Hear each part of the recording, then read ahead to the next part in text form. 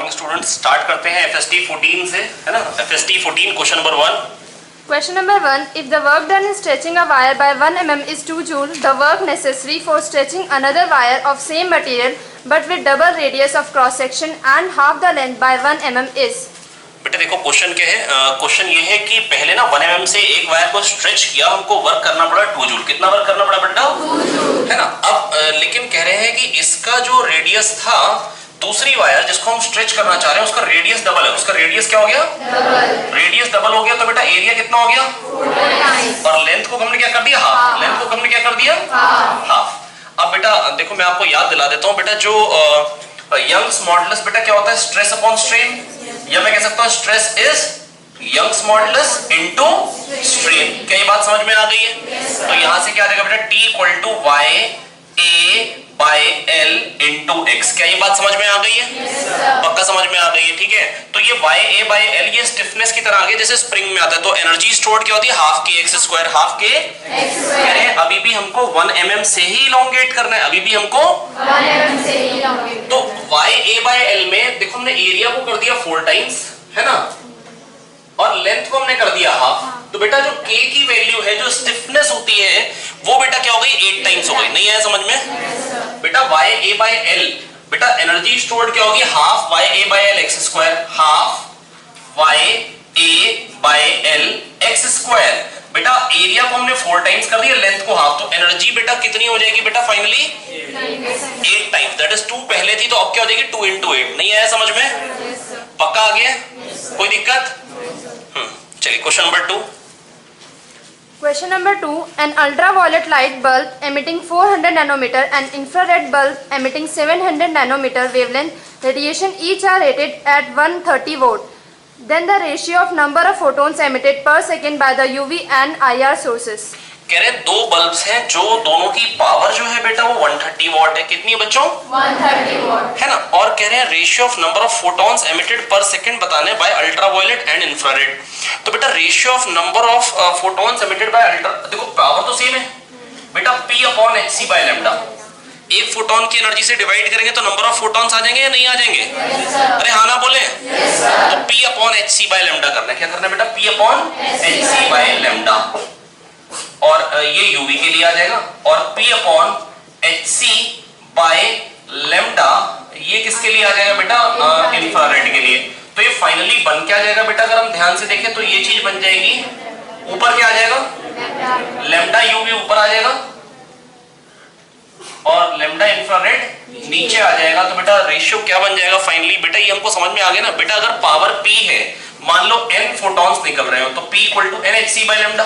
एक की energy HC by lambda, तो n की एनर्जी NHC बाय लैम्डा, और जो एनर्जी निकल रही है टोटल वो P है. कह दो आ गया समझ में? यार नहीं आया? आ गया, है ना.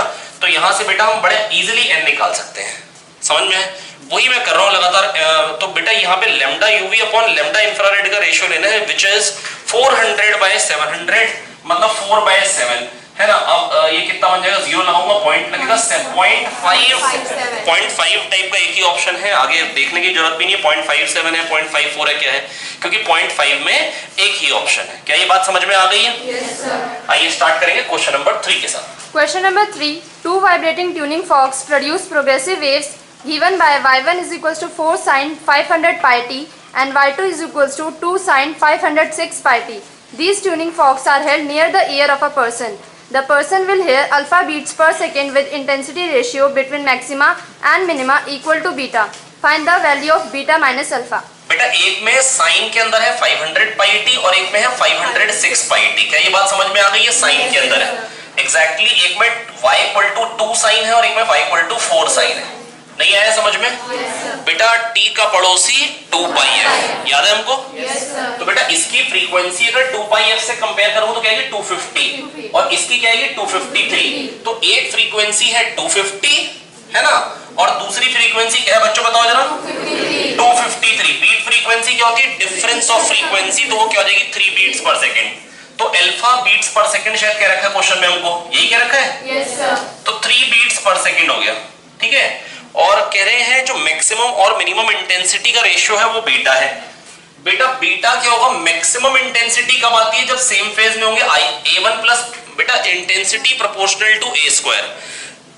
तो बेटा जब दोनों सेम फेज में होंगे 4 + 2 एम्पलीट्यूड क्या हो जाएगा 6, तो 6 मैक्सिमा का एम्पलीट्यूड हो गया, मिनिमा का क्या हो जाएगा 2।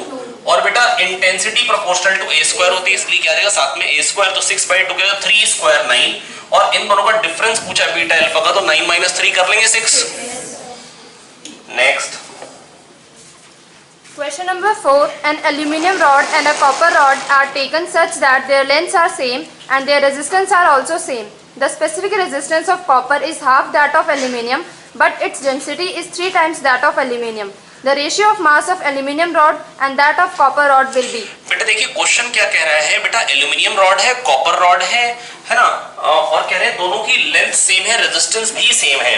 तो बेटा देखो एक एल्यूमिनियम रॉड है, एक कॉपर रॉड है, दोनों की लेंथ सेम है और दोनों का रेजिस्टेंस भी सेम है, दोनों का रेजिस्टेंस भी सेम है, दोनों की लेंथ भी सेम है, ठीक है। लेकिन स्पेसिफिक रेजिस्टेंस जो है वो कॉपर का हाफ है, इसकी रेजिस्टिविटी रो है तो इसकी रो/2 है, और रेजिस्टेंस सेम के लिए रो/L/A बन रहा है, रो/L/A बन जाएगा, और ये क्या बन जाएगा बेटा रो/2, और इसकी लेंथ तो L ही है। एरिया को क्या करूं ताकि इसके बराबर हो जाए, डेफिनेटली a/2, डेफिनेटली क्या करना पड़ेगा a/2।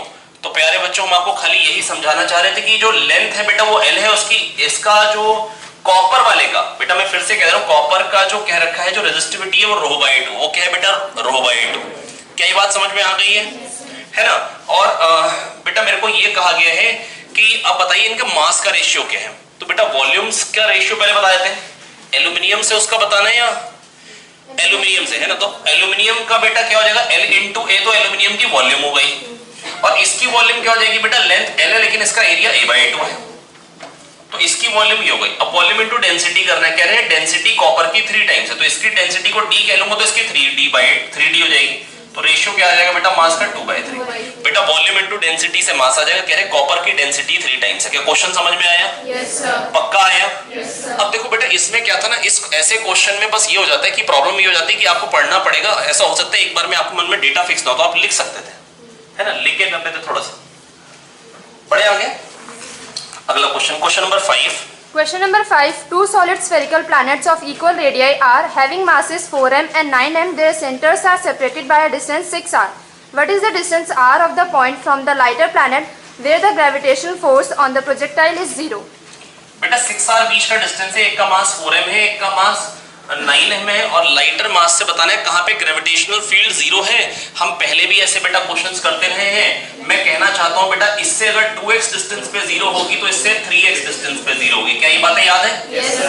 बेटा कैसे बोल रहा हूं ये बात, g × 4m, इसमें g × 4m अपॉन 2x का स्क्वायर आएगा।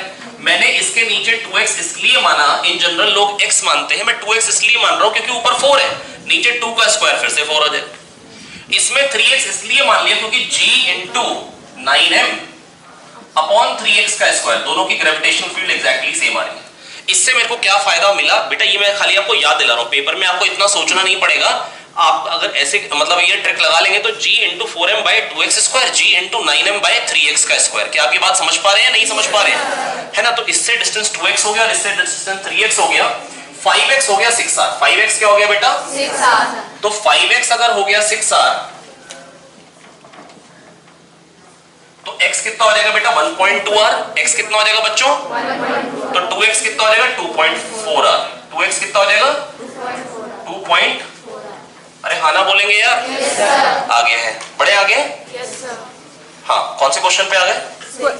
Question number 6। हाँ Question number 6. A capacitor stores 60 microcoulomb charge when connected across a battery. When the gap between the plates is filled with a dielectric, a charge of 120 microcoulomb flows through the battery. The dielectric constant of the material inserted is. देखो बच्चों मैं आपको बस ये कहना चाह रहा हूँ बेटा 60 माइक्रोकूलम चार्ज था, बैटरी कनेक्टेड है कैपेसिटर में, हमने उसमें एक डाइलेक्ट्रिक डाला, 120 चार्ज फ्लो किया बैटरी से, उसके बाद इसका मतलब चार्ज कितना हो गया बेटा 60 तो था ही, 124 फ्लो करके 180 हो गया। नहीं आया समझ में बेटा? अगर डाइलेक्ट्रिक होता है, अगर कैपेसिटर होता है उसका कैपेसिटेंस C होता है, अगर डाइलेक्ट्रिक कांस्टेंट K डाल दे तो कैपेसिटेंस क्या हो जाता है KC हो जाता है। क्या हो जाता है KC। और चार्ज क्या होता है बेटा CV होता है, चार्ज क्या होता है बेटा CV होता है, और फाइनली क्या हो जाता है KCV हो जाता है। क्या हो जाता है बच्चों KCV। तो मैं बस आपको ये बताना चाह रहा हूं कि बेटा चार्ज अगर 3 टाइम्स टाइम्स हो गया, क्योंकि 60 था ही 120 बैटरी से और फ्लो हो गया, तो हो कितना गया 180। तो बेटा इसका मतलब जो डाइलेक्ट्रिक डाला है बेटा वो कितना डाइलेक्ट्रिक कांस्टेंट है उसका 3। नहीं आया समझ में बेटा? 60 था, 120 और फ्लो हुआ, तो हो कितना गया बेटा 180। कितना हो गया बेटा? कितना हो गया 180। कितना हो गया 180। तो अगर 180 हो गया इसका मतलब बेटा क्या है, अगर 3 टाइम्स हो गया तो बेटा पहले CV चार्ज था, बाद में KCV हो गया, इसका मतलब K क्या होगा बेटा 3, क्योंकि 3 टाइम्स हो गया बेटा। पहले CV था, KCV हो गया, 3 टाइम्स हुआ, इसका मतलब K क्या हो गया 3। क्या तो आया यार? नहीं आया? किस क्वेश्चन पे पहुंच गए हम? Question number 7. How much electric flux will come out through a surface of area 10 j cap kept in an electrostatic field? E vector is equals to 2I cap plus 4j cap plus 3k cap. 2I cap plus 4j cap plus 3k cap बेटा ये electric field है और area vector given है 10j cap. तो बेटा E dot A क्या आएगा? I cap dot j cap 0 था, J cap dot J cap 1, तो क्या आ जाएगा 40k। J cap dot K cap क्या हो जाएगा बेटा 0।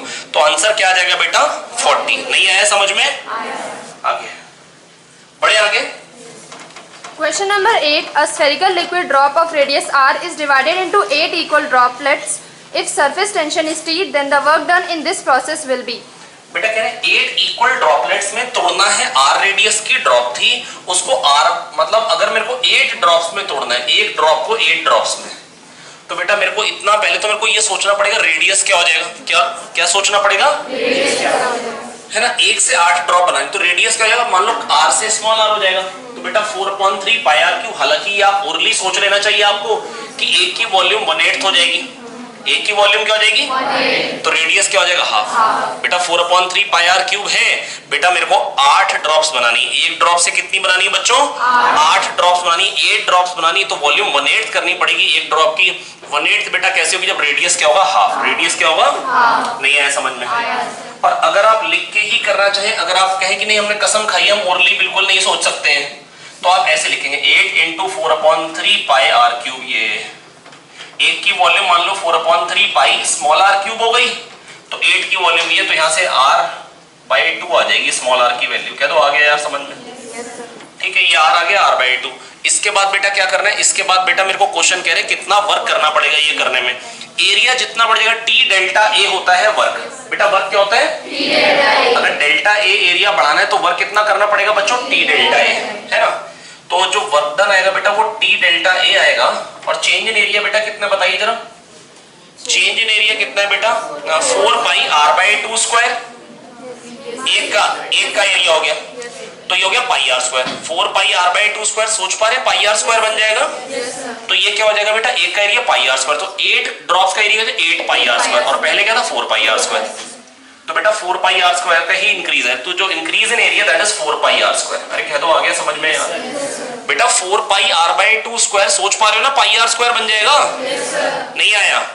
तो बेटा इंटू 8, तो क्या हो गया 8 pi r square. Final area हो गया, इनिशियल क्या था बेटा 4 पाई r स्क्वायर, तो 8 pi r square minus 4 pi r square, increase in area is 4 pi r square. आ गया समझ में? पक्का आ गया है? बढ़े आगे। हाँ आगे।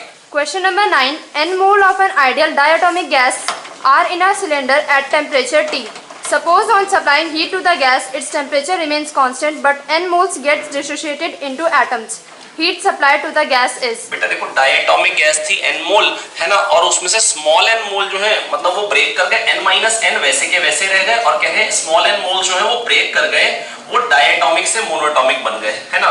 मान लो A2 गैस थी वो 2A बन गए। तो बच्चों यहाँ पर पूछा चेंज इन इंटरनल एनर्जी पूछा है शायद मेरे को, है ना, हीट सप्लाइड पूछी है। तो बेटा यहाँ पर ये क्वेश्चन ना पहले भी मैं आपको करवा चुका हूँ, मैंने आपको तब भी ये बताया था ये गलत है, क्योंकि बेटा बॉन्ड तोड़ने में भी एनर्जी लगेगी, लेकिन ये कह रहे नहीं बॉन्ड तोड़ने में एनर्जी नहीं लगेगी, है ना। तो बॉन्ड तोड़ने में तो एनर्जी लगेगी ना बेटा, अगर हम फिजिक्स भी पढ़ा रहे इसका मतलब थोड़ी ना कि बॉन्ड तोड़ने में एनर्जी लगनी बंद हो जाएगी, है ना।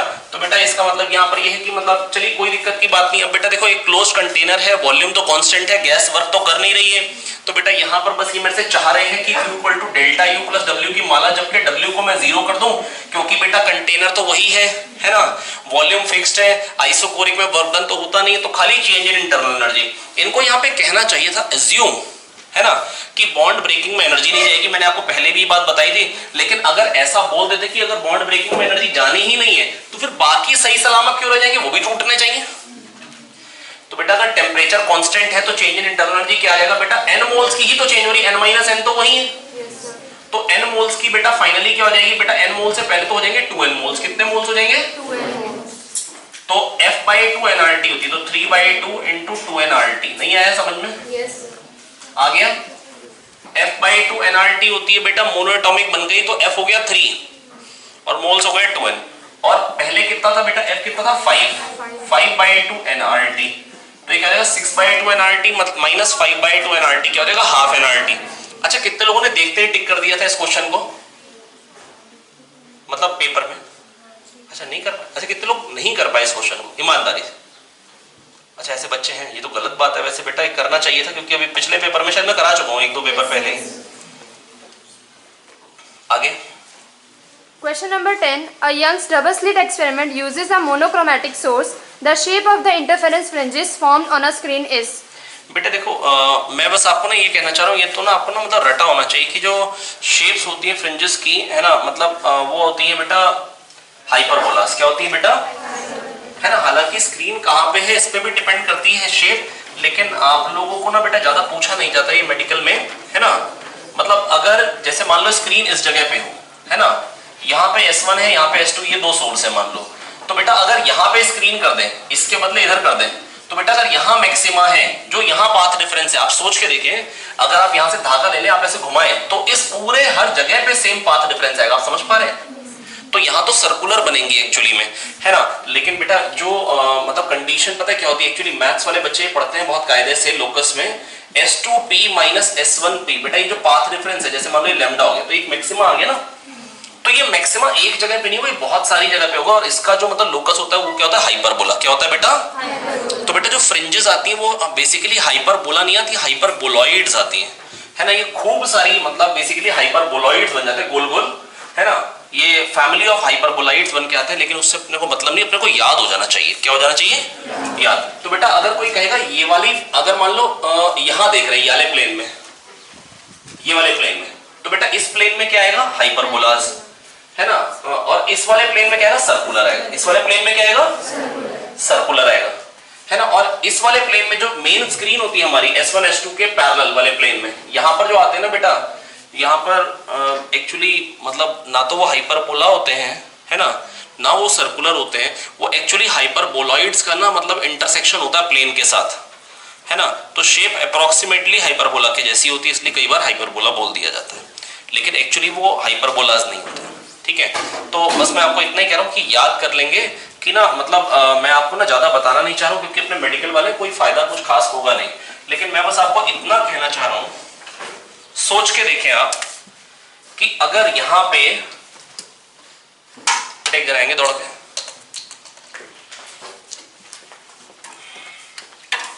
इसको यहां पे पकड़ लो,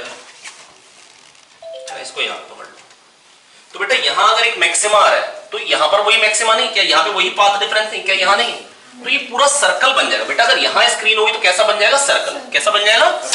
आप समझ पा रहे हैं ना मेरी बात? पक्का समझ पा रहे हैं ना? बाकी थ्योरी मॉड्यूल में दे रखा है, एक बार आप देख सकते हैं, है ना। मेरे को लग रहा है शायद मैं समझा पाया हूं कि अगर यहाँ स्क्रीन होगी तो सर्कुलर होगा, है ना, और यहाँ तो बेटा हाइपरबोला होगा। बहुत ज्यादा टाइम नहीं लगाना चाहता हूँ, हालांकि एक्सप्लेन कर सकता हूँ, लेकिन समय बहुत लग जाएगा, तो याद रख लेंगे कि ये वाले प्लेन में हाइपरबोला है। क्या आएगा? हाइपरबोला।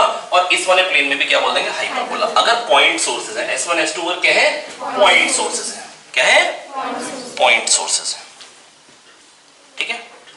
और अगर ये स्लिट्स हो, ऐसे मान लो ब्लेड से काट रखा हो, इनको जो हमने इल्यूमिनेट किए, अगर ये गोल गोल होल्स हैं तो बेटा यही है जो मैंने बताया। अगर ये स्लिट्स होती हैं, अगर ऐसे, तो बेटा अभी ना तो उस कंडीशन में चीजें ना चेंज हो जाती हैं। फिर यहाँ पे स्ट्रेट फ्रिंजेस आती हैं, फिर यहाँ पे स्ट्रेट आती हैं इस कंडीशन में। इस पे तब भी हाइपरबोला आता है। बेटा होता क्या ना कि फिर अगर ये स्ट्रेट हो गए, अगर ये स्ट्रेट हो गए, आप सोच के देखो, तो जो इससे जो बेसिकली क्या बोलते हैं उसको, वेव फ्रंट निकलेंगे, वो सिलेंड्रिकल होंगे। अगर लाइन सोर्स होता तो वेव फ्रंट कैसे होते हैं बेटा, और इससे कैसा आएगा, ऐसा वेव फ्रंट आएगा। तो ये जो बेटा दो सिलेंडर जब मीट करेंगे तो कैसे बन जाएगी, लाइन। तो जो मैक्सिमम बनेगा यहाँ पे एक लाइन बन जाएगी। क्या बन जाएगी बेटा, एक। सिमिलरली यहाँ पर भी अगर मान लो मीट कर रहे हैं, तो यहाँ पर भी बेटा क्या हो जाएगी, एक लाइन। अरे हाँ ना बोलो यार। और ये एक लाइन आ जाएगी। अरे कह दो आगे यार। मैं बेटा बस आपको ये कहना चाह रहा हूँ कि इस प्लेन में तब भी हाइपरबोला कॉमन क्या है, इस प्लेन में तब भी क्या मिलेंगे, हाइपरबोला। तो कॉमन क्या है बेटा, अगर पॉइंट सोर्स हो या लाइन सोर्स हो, है ना बेटा। मैं वैसे जस्ट आपको इतना बता दे रहा हूँ, ये ना बेटा काम का ज्यादा है नहीं आपके ना, मतलब पता नहीं इन्होंने पूछ भी क्यों लिया है आपके में, मतलब ज्यादा जो क्वेश्चन मिलेंगे ना वो फ्रिंज वेट पे क्या फर्क पड़ जाएगा, आपसे कह देंगे पानी में डाल दिए तो बीटा बाय म्यू हो जाएगी, है ना, हमने स्मॉल डी को कम कर दिया कैपिटल डी को बढ़ा दिया, तो मतलब बेसिकली फॉर्मूला बेस्ड चीजें ज्यादा आएंगी, है ना। ये मैथ्स है ना, मैथ्स वाले बच्चे बहुत ओरली सोच सकते हैं ये बात, ठीक है। तो बस आपको बेटा याद करना इस वाले प्लेन में हमेशा हाइपरबोला आएगा, S1 S2, है ना, और ये वाला जो प्लेन बन जाएगा ये वाला वर्टिकल प्लेन, इसमें क्या आएगा बेटा हमेशा हाइपरबोला, इसमें क्या आएगा बेटा लीनियर आएगा। अगर ये कैसे होंगे लाइन, अगर यहाँ पर स्लिट्स होंगे क्या होंगी, और अगर ये होल्स होंगे तो यहाँ पर भी हाइपरबोला, ठीक है। और इसमें क्या आएगा बेटा सर्कुलर आएगा अगर ये पॉइंट्स होंगे, और अगर ये लाइन सोर्सेज होंगी तो यहाँ पर भी क्या देगा स्ट्रेट, इस वाले पे भी क्या देगा स्ट्रेट, है ना। ये रटना है आपको, क्या करना है रटना है आपको, थ्योरी मॉड्यूल में दे रखा है, आपको रट के रख लेना है, अगर समझ पा रहे तो बड़ी अच्छी बात है ना। फिर बताने की कोशिश करो। देखो याद क्या किया बेटा हमने ना, ये अगर पॉइंट सोर्सेज है, अगर कैसे सोर्सेज है तो ये वाले प्लेन में क्या आएगा पहले तो ये बताइए, ये वाले प्लेन में क्या आएगा हाइपरबोला। क्या ये बात समझ में आ गई, इसको मैं एक्स वाई प्लेन कहता हूं चलेगा, वाई और ये एक्स, क्या ये बात समझ में आ गई, इसमें हाइपरबोला आ जाएंगे। अच्छा इस वाले प्लेन में क्या आएगा हाइपरबोला इस टाइप के आएंगे, इसमें भी इसको क्या बोल देंगे बेटा, ये एक्स है और ये वाला जो एक्सेस हो जाएगी जेड हो जाएगी, और ये वाई एक्सिस के पैरेलल ये वाई डैश कह देता हूं, ये वाई एक्सिस तो इसको वाई डैश एक्सिस कह दूं चलेगा, और ये जेड, और मतलब वाई डैश जेड प्लेन में क्या आएगा बेटा, वाई डैश जेड प्लेन में क्या आएगा हाइपरबोलास, क्या आएंगे हाइपरबोलास, ठीक है। और जो ये वाला प्लेन है इसमें क्या आएगा बेटा, इसको क्या बोल देंगे एक्स डैश, और इधर Z X dash Z plane, X dash Z plane, इसमें बेटा क्या आ जाएगा हाइपर, ओ सॉरी इसमें क्या आ जाएगा सर्कुलर, क्या आ जाएगा बेटा इसमें सर्कुलर, ठीक है। और अगर मान लो कि कोई मेरे को कहे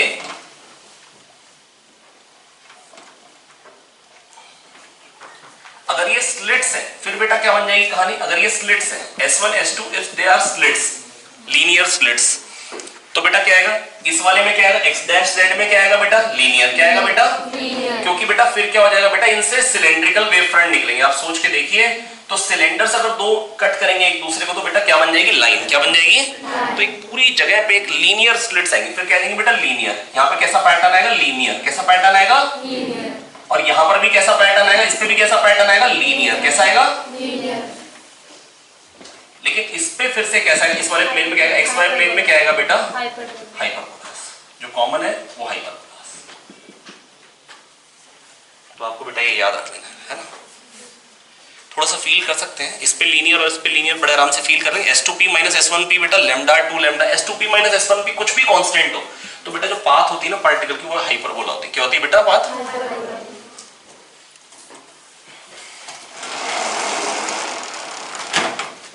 क्वेश्चन नंबर बोलेंगे कौन से पे आ गए, बोले Question number 11. If the system is in equilibrium, then tension in the string AB is.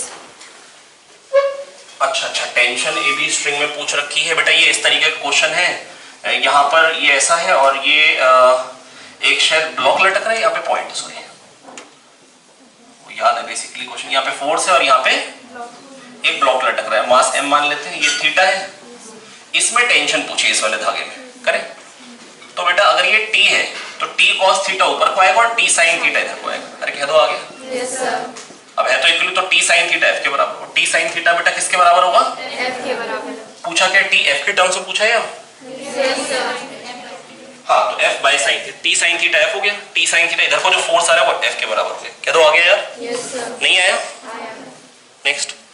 Question number 12. Mass spectrometric analysis of potassium and argon atoms in a moon rock sample shows that ratio of number of stable 40 argon atom present to the number of radioactive 40 potassium atom is 9.1. Assume that all the argon atoms were produced by decay of potassium atoms with a half-life of 1.2 into 10 to the power 9 years. How old is the rock? 1.25 into 10 की power 9 बेटा ये half life कह रखी बेटा। मेरे को वैसे लग रहा है शायद ना वो प्रिंटिंग एरर है, 9.1:1 के बजाय शायद वो 9:1 होगा। लेकिन अगर मान लो 9.1:1 भी है तो भी आंसर में कोई चेंज नहीं आने वाला है, ठीक है। ऐसा क्यों कह रहा हूं मैं आपको समझाने की कोशिश करता हूं। मान लो ये 9.1 है और ये 1 है, ये रेशियो, और कह रहे ये आर्गन इससे बन रहा है। क्वेश्चन में कह रहे मतलब इनिशियली क्या होगा बेटा, ये 10 बन रहा होगा और ये 0। तो जब ये 9.1 टूटा तो ये 9.1 बन गया। तो बेटा 10 से 1 होने में टाइम कितना लगेगा बेटा? 10 का हाफ क्या होता है, मतलब एक हाफ लाइफ में क्या हो जाएगा, हाफ 5 का हाफ क्या होगा बेटा 2.5, और 2.5 का हाफ क्या होगा बेटा 1.25, और इसकी हाफ लाइफ ले लेंगे तो बेटा कम हो जाएगा, पर मेरे को तो 1 चाहिए, तो एक और हाफ लाइफ नहीं लगेगी, उससे कम लगेगा। तो 3 हाफ लाइफ से ज्यादा लेकिन 4 हाफ लाइफ से कम। तो 3 हाफ लाइफ बेटा कितना हो जाएगा, इसको 3 से मल्टीप्लाई करेंगे तो 3.75 इंटू 10 की पावर 9, और 4 हाफ लाइफ बेटा कितना हो जाएगा 5 इंटू 10 की पावर 9। इसके बीच का आंसर होना चाहिए 4.18 इंटू 10 की पावर 9। कह दो आ गया? Yes sir. आगे है question number 13। Question number 13. Voltage versus I graph is shown in the figure. Option 1. Resistance in region 1 is ohmic and 2 and 3 are non-ohmic. Resistance in region 2 is 0 and 3 is ohmic. Resistance in region 2 is 0 and 3 is non-ohmic. In first it is ohmic. In second it is non-ohmic. बेटा देखो 3 reason दे रखे हैं 1, 2 और 3। तो बेटा मैं आपको बस ये याद दिलाया दूं बेटा, जब ओमिक होता है तो V प्रोपोर्शनल टू I होता है। ऐसा कहां दिख रहा है, ये रीजन 1 में। लीनियर कहां दिख रहा है, रीजन 1 में। तो रीजन 1 वाला पार्ट बेटा क्या, ओमिक पार्ट। ये कौन सा पार्ट है, ओमिक। नहीं आया समझ में? आ गया समझ में? नहीं आ गया? तो बेटा जो रीजन 1 वाला पार्ट है ना बेटा, वो तो ओमिक पार्ट है। और बेटा जब उसके बाद कर्व बन जाता है तो उस टाइम हम रेजिस्टेंस कैसे डिफाइन करते हैं, dV/di या डेल्टा V/डेल्टा I से। फिर हम रेजिस्टेंस डिफाइन करते हैं dV/di से, कि change in voltage upon change in current कितना आ रहा है, जिसको हम बोलते हैं डायनेमिक रेजिस्टेंस। की मतलब जब रेजिस्टेंस वेरी कर रहा है तो फिर हम उस टाइम रेजिस्टेंस डिफाइन कैसे करते हैं, dV/di से। कैसे डिफाइन कर देते हैं, और यहां पर बेटा dV/di क्या बन जा रहा है, 0 बन जा रहा है, और इसके बाद dV/di क्या कर रहा है, वेरी कर रहा है। तो ये तो हो गया नॉन ओमिक पार्ट। देखो इसमें भी dV/di कांस्टेंट है, नहीं है ना, स्लोप कांस्टेंट। तो बेटा dV/di वेरी कब कर रहा है, थर्ड वाले पार्ट में। किस पार्ट में वेरी कर रहा है, और सेकंड वाले पार्ट में dV/di क्या बन जा रहा है, 0। तो बेटा रेजिस्टेंस 0 कौन से पोर्शन में है, सेकंड में, और थर्ड नॉन ओमिक है, और फर्स्ट क्या है, ओमिक। क्या तो आगे यार? Yes sir. नेक्स्ट। अच्छा क्या मेरे को सेकंड वाले पार्ट को ओमिक बोलना चाहिए, नॉन ओमिक? Non ohmic. बोले? बेटा dV/di क्या आ रहा है, चेंज हो रहा है या कांस्टेंट रह रहा है? तो रेजिस्टेंस चेंज हो रहा है या कांस्टेंट रह रहा है? अलग अलग करंट पे मेरे को जो रेजिस्टेंस मिल रहा है बेटा, वो मेरे को क्या मिल रहा है, कांस्टेंट मिल रहा है। लेकिन मेरे को बेटा वो सॉरी मेरे को कांस्टेंट तो मिल रहा है, 0 मिल रहा है। मेरे को क्या मिल जा रहा है, ये तो पर्टिकुलर वैसे वोल्टेज के लिए यार। तो यहाँ पर मेरे को वैसे बेटर टर्म यही रहेगी कि मैं रेजिस्टेंस को 0 बोलूं। क्या बोलूं मैं, रेजिस्टेंस को 0 बोल दूं, क्योंकि यहाँ तो रेजिस्टेंस ही नहीं रहेगा। तो ओमिक और नॉन ओमिक कहने का मतलब ही कुछ नहीं बनता है। मतलब मैं क्या बोलूंगा, मतलब है ना, कोई खाता ही नहीं है तो वो वेजिटेरियन नॉन वेजिटेरियन कहाँ डालूंगा उसको। चलिए next. Question number 14. The sum of magnitudes of two vectors is 18 and the magnitude of their resultant is 12. If the resultant is perpendicular to one of the vectors, then what are the magnitudes of the two vectors? आइए देखेंगे बेटा question ये ना, ये बेटा कह रहे हैं कि दो वेक्टर हैं जिनके मैग्नीट्यूड्स का जो सम है ना बेटा वो 18 है। बेटा दो वेक्टर्स के ना मैग्नीट्यूड का सम बेटा क्या है, 18 है, ठीक है बेटा। और कह रहे हैं जो रिजल्टेंट है उन दोनों का, वो क्या है बेटा, वो परपेंडिकुलर हो जा रहा है। वो क्या हो जा रहा है बेटा, किसी एक वेक्टर से परपेंडिकुलर। तो बेटा मैं बस आपको ये कहना चाहूंगा, टोटल उनका सम 18 है। एक ऐसा होगा और दूसरा ऐसा होगा, और ये इसके परपेंडिकुलर होगा, और जो रिजल्टेंट है वो 12 है। तो अगर एक x होगा तो दूसरा क्या होगा, 18 माइनस x। क्या होगा बेटा, 18 माइनस। नहीं आया क्या? अरे एक वेक्टर प्लस दूसरा वेक्टर इक्वल टू रिजल्टेंट जो है बेटा 12 है, और जो मैग्नीट्यूड्स का सम था दोनों के मिला के वो 18 था। तो मतलब एक x होगा तो दूसरा 18 माइनस x होगा। अब बेटा ये तो राइट एंगल ट्राइंगल बन गया। This square plus this square equal to this square कर ले, एक्स स्क्वायर प्लस 12 स्क्वायर। पता नहीं इसको देखते ही मेरे मन में तो ख्याल आता है 12 square plus 5 square equal to 13 square. क्या आपके मन में भी ये ख्याल आ पाया था पेपर में? नहीं तो आप सॉल्व कर सकते हैं, ऐसी कोई दिक्कत की बात नहीं है। बड़े आराम से x स्क्वायर कट जाएगा, क्वाड्रेटिक भी नहीं लीनियर बनेगा। लेकिन पता नहीं मेरे दिमाग में तो आ गया 12 स्क्वायर 144 प्लस 25 169, और ये 13 स्क्वायर। हाँ ये x 5 हो गया और 18 माइनस 5 भी 13 हो गया, बिल्कुल सही। तो x क्या आ गया 5। तो जो मैग्नीट्यूड्स हो गए बेटा वो क्या हो जाएंगे, एक का 5 हो जाएगा और दूसरे का क्या हो जाएगा 13। क्या हो जाएगा बेटा 13, है ना। इसके बाद क्वेश्चन नंबर 15 पे चलेंगे हम लोग। Question number 15. Germanium and silicon diodes are conduct at 0.3 volt and 0.7 volt respectively. In the following figure, if germanium diode connection is reversed, the value of V0 changes by. बेटा ये question मैं पहले भी आपको करा चुका हूँ, हालांकि यहाँ पर वो चीज मतलब थोड़ा सा मतलब यहाँ वहां पर पहले जो हमने क्वेश्चन किया था इसको अर्थिंग क्या रखा, क्या रखा था बेटा इसको अर्थिंग। तो आप इसको कुछ भी पोटेंशियल मान लीजिए, V मान लीजिए, है ना। और यहाँ पे मतलब जो पोटेंशियल डिफरेंस आ रहा है ना बेटा, यहाँ पर V प्लस V0 होगा, है ना। तो इस पॉइंट का जो पोटेंशियल जितने से चेंज होगा वही तो V0 की वैल्यू जो चेंज हो रही है। अगर यहाँ का V है तो यहाँ का V प्लस V0 मान लीजिए, है ना। जब ये मेंस का ही क्वेश्चन है बेटा, मैंने कराया हुआ आपको, है ना। तो बेटा यहाँ पर क्या है, एक जर्मेनियम डायोड है और एक सिलिकॉन डायोड है। एक जर्मेनियम डायोड है और दूसरा कौन सा बेटा सिलिकॉन डायोड है। एक का 0.3 वोल्ट दे रखा है बेटा और एक का क्या दे रखा है 0.7। तो जब 0.3 पे एक कंडक्टिंग हो जाएगा तो क्या दूसरा कंडक्टिंग हो पाएगा, नहीं। अब बेटा V पे आंसर डिपेंडेंट नहीं तो इसको 0 ही ले लेते यार, है ना। और ये क्या हो जाएगा 12। तो जब 0.3 पे जब ये कंडक्टिंग हो गया तो 12 माइनस 0.3, यहाँ का पोटेंशियल क्या हो गया, एक बार 11.7 हो गया, है ना। और जब कह रहे हैं हमने इसको क्या कर दिया, रिवर्स कर दिया। अब बेटा अब ये मत सोचना कि एक 0.3 और एक का 0.7 है ब्रेकडाउन वोल्टेज ना, फॉरवर्ड बायस मतलब फॉरवर्ड में कंडक्शन कब देगा, जब 0.3 और 0.7। अगर एक 0.3 पे अगर कंडक्टिंग हो गया तो दूसरा तो हो ही नहीं पाएगा, उसके तो मतलब प्राण निकले रहेंगे हमेशा, उससे तो करंट पास करेगा ही नहीं। अरे हाँ ना बोलेंगे यार, yes, तो बेटा मैं बस आपको इतना कहना चाह रहा हूँ, जब ये रिवर्स कर दिए तो इसके अक्रॉस ड्रॉप आएगा और कितने का ड्रॉप आएगा फिर 0.7 का, और यहाँ क्या हो जाएगा 11.3। क्या हो जाएगा बेटा 11.3। तो दोनों में डिफरेंस कितने का ये पूछ रहे हैं 0.4। बेटा आप समझ सकते हैं, एक बार 0.3 का ड्रॉप आना, एक बार 0.7 का आना, तो डिफरेंस कितने का आ जाएगा 0.4 का, है ना। हो गया। क्वेश्चन नंबर 16 पे चला जाए आगे। Question number 16. Steam at 100 degrees Celsius is added slowly to 1400 gram of water at 16 degrees Celsius until the temperature of the water is raised to 18 degrees Celsius. The mass of steam required. बेटा हमको क्या करना है, हमको ना steam जो है, हमको स्टीम का हमने कितनी स्टीम डालनी ये पूछ रहा है हमसे।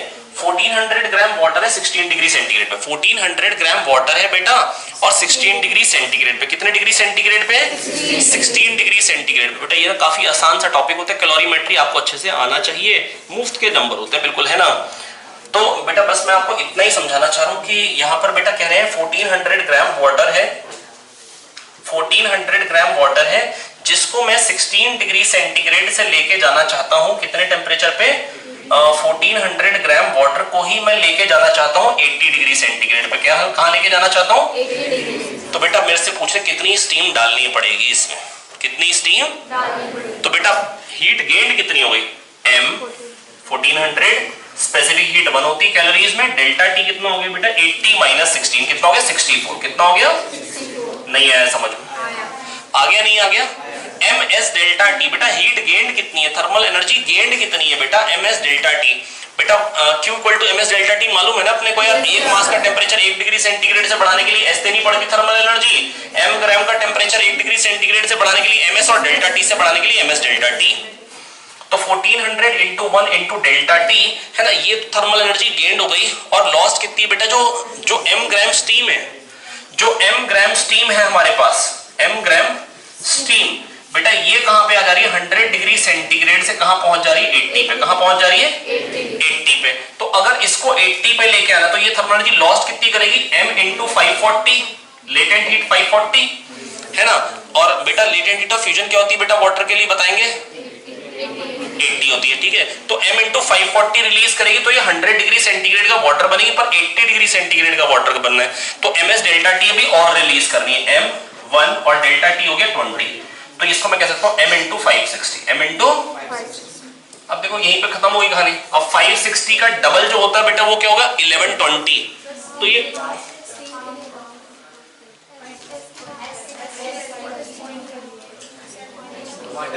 वाटर ही तो बन गया। ये सोच रहे स्पेसिफिक हीट स्टीम की हाफ होती, बेटा स्टीम थोड़ी ना रह गई, वो पानी बन गया। वो लेटेंट हीट ऑफ वेपराइजेशन छोड़ के क्या बन गया, पानी। अब पानी ठंडा हो रहा है तो ms डेल्टा टी में s क्या रहेगा बेटा, 1 ही रहेगा। क्या रहेगा बेटा, 1 ही रहेगा। हालांकि आप ये गलती कर भी लेते तो भी आपके आंसर बिल्कुल सही मिल जाता आपको, अगर आप है ना थोड़ा सा ध्यान देते। 560 का डबल क्या हो जाएगा 1120, तो 2 पॉइंट समथिंग आ रहा है। तो 64 2 सा क्या होता है 128 है ना, और 3 टाइम्स क्या होगा बेटा 192। तो 128 से क्योंकि 2 पॉइंट समथिंग बन रहा है ना, तो 192 से 128 के बीच का ऑप्शन है ना आपको डायरेक्टली दिख जाएगा 160 है ना। पूरा सॉल्व करने की जरूरत है ही नहीं। क्या ये बात समझ में आई है या नहीं आई है बेटा? इस पे ना आपको ना बेटा जब कैलोरीमेट्री पे क्वेश्चन मिलते हैं ना 2-3 वैरायटी ही होती है। या तो पता है आपसे क्या पूछ लेते हैं, आपसे कह देते हैं 2 चीजें मिक्स कर रहे हैं। क्या कह देते हैं, 2 चीजें, फाइनल टेम्परेचर क्या है, फाइनल टेम्परेचर, ठीक है। और या तो आपसे इस तरीके से कह देंगे भाई फाइनल टेम्परेचर क्या आएगा, हम ये और ये को मिक्स कर रहे हैं है ना, तो आपको heat lost equal to heat gain लगाना है। और कभी कभी पता है क्या करेंगे, कभी कभी आपको इस तरीके से कह देंगे 2 मतलब मान लो सपोज करो फेज चेंज भी इन्वॉल्व हो। जस्ट एक एग्जांपल ले लेता हूं ताकि याद आ जाए चीजें। अगर फेज चेंज इन्वॉल्व नहीं फिर तो बहुत ही आसान रहता है क्वेश्चन। अगर फेज चेंज भी इन्वॉल्व नहीं फिर तो क्वेश्चन बहुत ही आसान रहता है। जैसे मान लो कोई कह दे कि सपोज करो, चलो अगर गैस के लिए बनाना चाहो इसी का क्वेश्चन तो कैसा बनेगा, मान लो ये फिक्स्ड है। कैसा है बेटा, ये फिक्स्ड है। और यहां पर मान लो 3 मोल नीचे गैस है। कैसी गैस है, 3 मोल गैस है, मोनोएटॉमिक। कौन सी गैस है, और ये एडियाबैटिक है पूरा सिस्टम है ना, यहां से हीट बाहर नहीं जा सकती है, केवल और केवल यहीं से जा सकती है। और ये फ्रिक्शनलेस मूवेबल पिस्टन है। अच्छा, फ्रिक्शनलेस मूवेबल पिस्टन का मतलब क्या होता है बेटा, आइसोबारिक प्रोसेस। क्या ये बात याद है, भूल चुके हैं? वैसे तो क्वेश्चन में ना मैं ज्यादातर एक्सपेक्ट करता हूं आपको लिख के ही देगा आइसोबारिक है, ऊपर वाला आइसोबारिक है, नीचे वाला आइसोकोरिक है। लेकिन फ्रिक्शनलेस मूवेबल का मतलब ही आइसोबारिक होता है। कैसे पता बेटा मेरे को, क्योंकि ऊपर से फोर्स आ रहा है Pa × A है ना, और प्लस mg, और नीचे से क्या आ रहा है बेटा P × A। नीचे से क्या आ रहा है बेटा, तो P बराबर क्या हो जाएगा Pa, मतलब P × A बराबर Pa × A प्लस mg, तो P = Pa plus mg by. अरे कह दो आ गया यार। तो बच्चों मैं बस आपको ये समझाना चाह रहा हूं, ये जो प्रेशर निकल के आ रहा है, जो ये प्रेशर निकल के आ रहा है वो Pa plus mg by A, वो क्या है Pa प्लस mg बाय। तो क्या ये इस पे डिपेंड कर रहा है वॉल्यूम कितनी। तो अगर फ्रिक्शनलेस मूवेबल पिस्टन है कहीं पर भी इक्विलिब्रियम में है तो इसका मतलब प्रेशर जो है वो कांस्टेंट है। कैसा प्रेशर है, कांस्टेंट। तो बेटा अगर मान लो मैं वैसे मैं ना इतना एक्सपेक्ट नहीं करता हूं कि आपको इतना वहां पे मशक्कत करनी पड़े, लेकिन कभी भी क्वेश्चन कह रहा है फ्रिक्शनलेस मूवेबल पिस्टन है ना, आपको कहता है फ्रिक्शनलेस मूवेबल पिस्टन है और बेटा आपसे कह देता है बताइए कि वर्क डन बाय गैस पूछ ले। इस केस में हम टेम्परेचर को डेल्टा टी से बढ़ा रहे हैं, तो बेटा आइसोबारिक प्रोसेस है, वर्क डन के 2 फॉर्मूले होते हैं, P डेल्टा V और NR डेल्टा T। दोनों में से कोई भी एक लगाए काम बना ले है ना। Most likely NR delta T use होता है, जो आपके दिमाग में नहीं आता है NR डेल्टा T है ना। तो बेटा मैं बस आपसे ये कहना चाह रहा हूं, मान लो कह दे ऊपर 3 मोल डायटोमिक गैस है,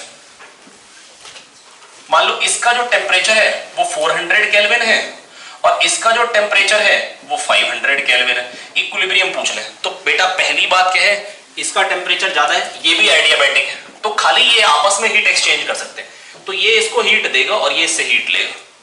ये मतलब कैलोरीमेट्री का बेस्ट क्वेश्चन हो जाता है। मतलब गैस इन्वॉल्व हो जाए तो बेटा वहां पर आपको यूज क्या करना होता है, Cv और Cp की वैल्यूज मालूम होनी चाहिए। Cv क्या होता है Fr/2, Cv क्या होता है और Cp क्या होता है बच्चों F+2/2r। Cp क्या होता है बेटा F+2/2r। अगर यहां पर कह दिया बेटा अगर फ्रिक्शनलेस मूवेबल पिस्टन आइसोबारिक समझ जाएंगे, ये आपको फटाक से क्लिक करना चाहिए बेटा। वैसे हालांकि थर्मो का क्वेश्चन बन जाएगा F+, मतलब मैं आपको बस ये कहना चाह रहा हूं अगर कभी भी कोई कहेगा फ्रिक्शनलेस मूवेबल पिस्टन है, इसका मतलब वो क्या कह रहा है, प्रोसेस कैसा है बेटा, आइसोबारिक। कैसा प्रोसेस है, जब भी वो कहेगा क्वेश्चन में अगर आइसोबारिक मेंशन ना करे, आपको कहते हैं फ्रिक्शनलेस मूवेबल पिस्टन, इसका मतलब ही आइसोबारिक है, इसका मतलब ही यार कह दो आगे समझ में यार है ना। अब बेटा देखो, अब यहाँ पर बेटा क्या ऊपर के लिए Cp बेटा यूज होगा, नीचे के लिए जो मोलर स्पेसिफिक हीट लगी वो Cv, तो नीचे 3r/2 लगेगा और ऊपर क्या होता है F+2/2r। F कितना होता है डायटोमिक के लिए 5। अब बेटा देखो, अब मैं इसके बाद भी आपको ये कहना चाह रहा हूं N × 7r/2 × डेल्टा T। अब इसका टेम्परेचर मान लो 500 से घट के T हो गया, तो ये आ गई हीट लॉस्ट। ये क्या आ गई, हीट लॉस्ट। नहीं आया समझ में, ये क्या आ गई, हीट लॉस्ट। और हीट गेन क्या हो जाएगी बेटा, N Cv क्या है 3r/2 delta T। Delta T बेटा कितना हो जाएगा T-4। अब देखो बेटा जो चीज मैं मतलब मैं डायरेक्टली कमेंट कर सकता हूं जिस बात पे, वो पता है क्या है, वो ये है कि इसके साथ नंबर बड़ा है, इसके साथ नंबर छोटा है। बेटा डेल्टा टी और एक नंबर बड़ा हो गया तो डेल्टा टी छोटा हो जाएगा। समझ में आया या नहीं है? ये 7 है, ये 3 है, नंबर ये बेटा इनका प्रोडक्ट सेम है। तो बस मैं कह रहा हूं कि बेटा ऊपर वाले के साथ आ रहा है 7 और चेंज इन टेम्परेचर। तो बेटा अगर नंबर बड़ा है तो चेंज इन टेम्परेचर कम होगा, आंसर जो आएगा वो 450 से बड़ा ही है। आंसर जो आएगा वो 450 से, क्योंकि जो चेंज इन टेम्परेचर आ रहा है ना, देखो अभी मैं आपको ये नहीं कह रहा हूं कि आगे की कैलकुलेशन कर नहीं सकता था मैं बिल्कुल कर सकता हूं। एक ही लाइन तो यार टी निकालना कोई बड़ा मशक्कत का काम थोड़ी ना है। पर अगर मैं डायरेक्टली अगर इतनी चीज देखने के बाद अगर मैं ये प्रेडिक्ट कर लूं कि ये 7 है और डेल्टा टी है, ये 3 है और ये ऊपर भी नीचे भी चेंज इन टेम्परेचर ही आ रहा है, तो बेटा अगर नंबर ये वाला कम हो गया तो ये वाली चीज बढ़ जाएगी, और ये वाला नंबर ज्यादा है तो ये वाली चीज कम होगी, तो इसका चेंज इन टेम्परेचर कम होगा। तो इसका मतलब क्या है, इसका चेंज इन टेम्परेचर इससे ज्यादा होगा। टोटल बेटा 100 है बीच का डिफरेंस, कुछ इसको करीब आना है कुछ इसको, तो ये करीब कम जाएगा और ये करीब ज्यादा आएगा। 450 से बड़ा आंसर आएगा, 450 से। मैं ये नहीं कह रहा हूं निकालना बहुत मुश्किल है, पर मैं ये कह रहा हूं कि अगर मेरा पेपर में 30 सेकंड भी अगर बच जा रहा है तो मेरे को बचाना भी जरूरी है। क्या आप ये बात समझ गए या नहीं समझ गए? मेरे को लगता है कि शायद मैं समझा पाया हूं। एक कैलोरीमेट्री का क्वेश्चन और कर, ये समझ में आ गया? पक्का आ गया? बेटा मोस्ट लाइकली तो वो यही कहेगा कि अगर मतलब कैलोरीमेट्री का अच्छा क्वेश्चन बनाना हो तो वो ये इस तरीके का ही होगा, 2 गैसेस दे देंगे। क्या दे देंगे? 2 गैसेस दे देंगे, ठीक है। और बेटा अगर मान लो कि जैसे अगर मान लो कि एक कहते हैं एक लिक्विड है और दूसरा मान लो गैसेस फॉर्म में है, मान लो एक वाटर है और एक स्टीम है ना, पूछ लेंगे फाइनल टेम्परेचर क्या होगा, फाइनल टेम्परेचर क्या होगा, है ना। तो बेटा किस तरीके से क्वेश्चन को प्रोसीड करना होता है, आइए एक क्वेश्चन मैं करा देता हूं ताकि ये टॉपिक आपका बिल्कुल मतलब मक्खन सा टॉपिक होता है, तैयार होना चाहिए। अगर ये बनता है तो थर्मोडायनेमिक्स का साथ में एक अच्छा क्वेश्चन हो गया, है ना। आइए देखिए एक क्वेश्चन छोटा सा कर लेते हैं। जैसे मान लो 80 डिग्री सेंटीग्रेड पे कितना पानी ले लें, 10 ग्राम ले लें, और 5 ग्राम स्टीम है, कितने टेम्परेचर पे ले लें, 100 पे ले लें। तो बेटा अब पूछ ले फाइनल टेम्परेचर क्या होगा। तो बेटा बस मैं आपको इतना ही कहना चाह रहा हूं, इसको अब आपको खाली ना यही चेक करना होता है, इसको 100 तक ले जाने के लिए कितनी हीट देनी पड़ेगी, एम एस डेल्टा टी कितना होगा, 80 से 100 ले जाने के लिए 20, 200। 1 ग्राम कंडेंस होती तो 540 निकलती, क्या 200 दे पाएगी? बिल्कुल। तो क्या इसको 100 पे लेके आ पाएगी? बिल्कुल। तो क्या पूरी स्टीम कंडेंस भी होगी? नहीं, कुछ स्टीम रह ही जाएगी। और फाइनल टेम्परेचर क्या आ गया, 100। फाइनल टेम्परेचर क्या आ गया, 100। क्या तो आ गया समझ में? यार ज्यादातर क्वेश्चन ऐसे होते हैं, आपको यही देखना होता है कि क्या 100 से वो नीचे उतर भी रहा है, नहीं उतर रहा है, और मोस्टली केसेस में नहीं उतरेगा, क्योंकि वो डबल स्टेप वाला क्वेश्चन आपको नहीं देना चाहेगा पेपर में, है ना। तो बस मैं आपको इतना ही कह रहा हूं कि थोड़ा सा ध्यान से देखेंगे। आपने क्या सोचा, 80 से 100 ले जाने के लिए 10 ग्राम में एम एस हो गया 1, डेल्टा टी क्या हो गया 20, 80 से 100 लेके जा रहा हूं, और बेटा ये 200 आ गया। बेटा 1 ग्राम कंडेंस होती तो 540 निकलती, ये 10 ग्राम के बदले 100 ग्राम भी होता मान लो, तो भी बेटा पता है क्या आता, तो भी ये कितना आ जाता, 2000 आता। 1 ग्राम कंडेंस होती तो 540, 4 ग्राम भी कंडेंस होगी तो 2000 से ज्यादा हो जाएगी, तब भी इक्विलिब्रियम टेम्परेचर बेटा क्या होगा, 100 ही होगा। तब भी इक्विलिब्रियम टेम्परेचर क्या होगा, 100। नहीं आया? तो बेटा बस मैं आपको ये कहना चाह रहा हूं कि आप इस तरीके से सोचेंगे, आप क्वेश्चन को प्रोसीड कर सकते हैं आगे। एक वैरायटी का और ले लो, मतलब मान लो कि इसको 1000 ग्राम कर दो, चलो एक एग्जांपल और ले लेते हैं। अब बेटा इसको ले जाने के लिए कितनी हीट चाहिए, 1000, स्पेसिफिक हीट 1, डेल्टा टी कितना हो गया 20, तो क्या गया 20000। तो 20000 तो बेटा 5 ग्राम स्टीम के पापा भी नहीं दे सकते, है ना। क्यों? क्योंकि बेटा ये तो कितनी स्टीम, मतलब ये कितनी रिलीज करेगा, 5 × 540, 2500, और ये 2700 हो गया, तो ये तो 2700 दे सकते। तो क्या इसको लेके आ पाएगा? नहीं। तो फाइनल टेम्परेचर क्या 100 हो सकता है इस सिचुएशन में? नहीं। फाइनल टेम्परेचर क्या होगा, 80 से 100 के बीच का। अब बेटा मतलब इतना भी ध्यान दे ले, 100 तो आंसर आएगा नहीं, 100 से ज्यादा आएगा नहीं, 80 से कम तो आ नहीं सकता। बेटा 80 और 100 अगर दो चीजें मिक्स हो रही है तो आंसर 80 से 100 के बीच का होगा ना। 80 से पीछे वाले ऑप्शन को कभी टिक कर देना बेटा, ना 100 से आगे वाले को, अनर्थ हो जाएगा बेटा, है ना। ऐसा काम नहीं करेंगे तो बेटा मतलब यहाँ पर आंसर जो है 80 से 100 के बीच का आ जाएगा। और अगर आप सॉल्व करना चाहें तो सॉल्व करने के लिए बेटा आपको यूज क्या करना पड़ेगा, मान लो final temperature is T, final temperature is T, तो M/S T - 80 ये हो जाएगी थर्मल एनर्जी गेन्ड। क्या ये बात समझ में आ गई? नहीं आया?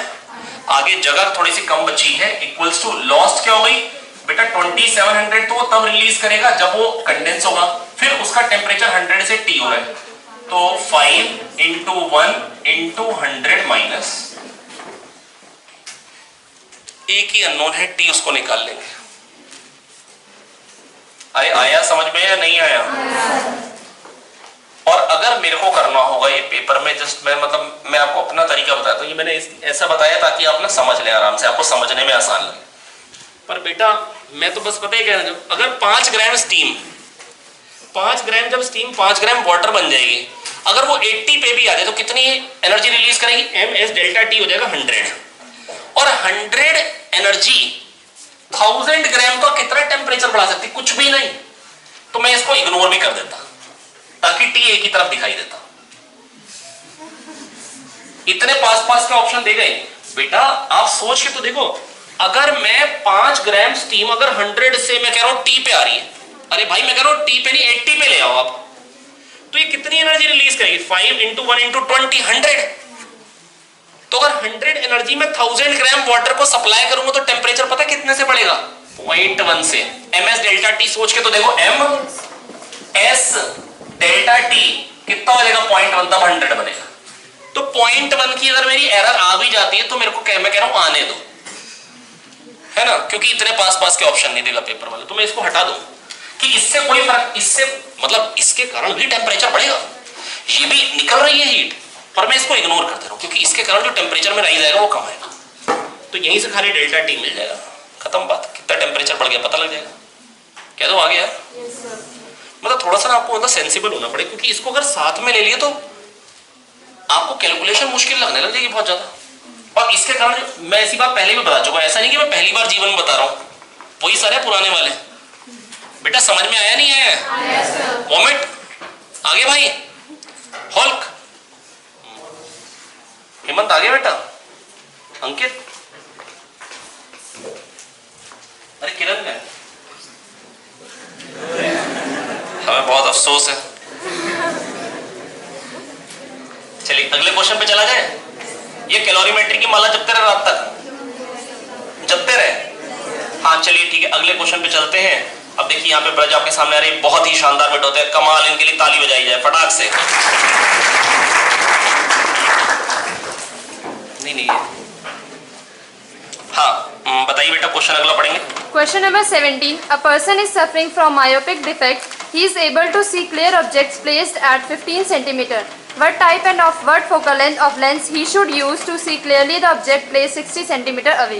अरे प्यारे बच्चों, 60 सेंटीमीटर की चीज को देखना चाहता है, 15 सेंटीमीटर का देख सकता है। अकल से पैदल है, यानी कि पास जाके देख ले, थोड़ा सा पैसे खर्च कर रहे हैं, लेंस चाहिए उसको, कोई दिक्कत की बात नहीं। अरे ब्रज गोपाल बेटा, अगर 60 की इमेज मेरे को 15 पे बनाए तो लेंस कैसा चाहिए होगा? कॉनकेव। कैसा चाहिए होगा? कॉनकेव। ताकि 60 की इमेज कहां पे बन जाए बेटा? 15 पे, और 15 को तो वो देख ही लेगा, आंख के आगे कॉनकेव लगा ले, 60 की 15 में 15 की चीज को देख ले।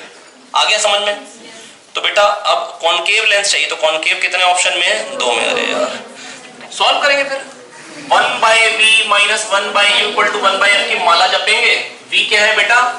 इमेज कहां पे बननी चाहिए? 15 पे। अरे कह दो आ गया यार। Yes sir. अरे हाँ ठीक है, 1/15 माइनस 1/u, u क्या हो जाएगा बेटा? अच्छा v तो माइनस 15 हो गया ना, इंसिडेंट रेज इधर को, अरे नहीं समझ में आया? माइनस 1/u क्या हो जाएगा? माइनस 60। तो ये अरे 60 लिखना भाई, वो ये मतलब कंफ्यूज हो जाता कभी कभी। 1/15 कॉमन ले लेंगे, 1/4 माइनस 1 क्या आ जाएगा? 3/4 माइनस का नहीं आया? 3/4 हो जाएगा तो क्या बन जाएगा? 60/3 20 माइनस 20। तो फोकल लेंथ 20 होगी, नेगेटिव बता रहा है कॉनकेव। नेगेटिव क्या बता रहा है? कॉनकेव। दोबारा बताऊं? अरे भाई 15 सेंटीमीटर का वो देख सकता है, 60 सेंटीमीटर का देखना है उसको। कहां का देखना है? इच्छाएं बहुत है इंसान।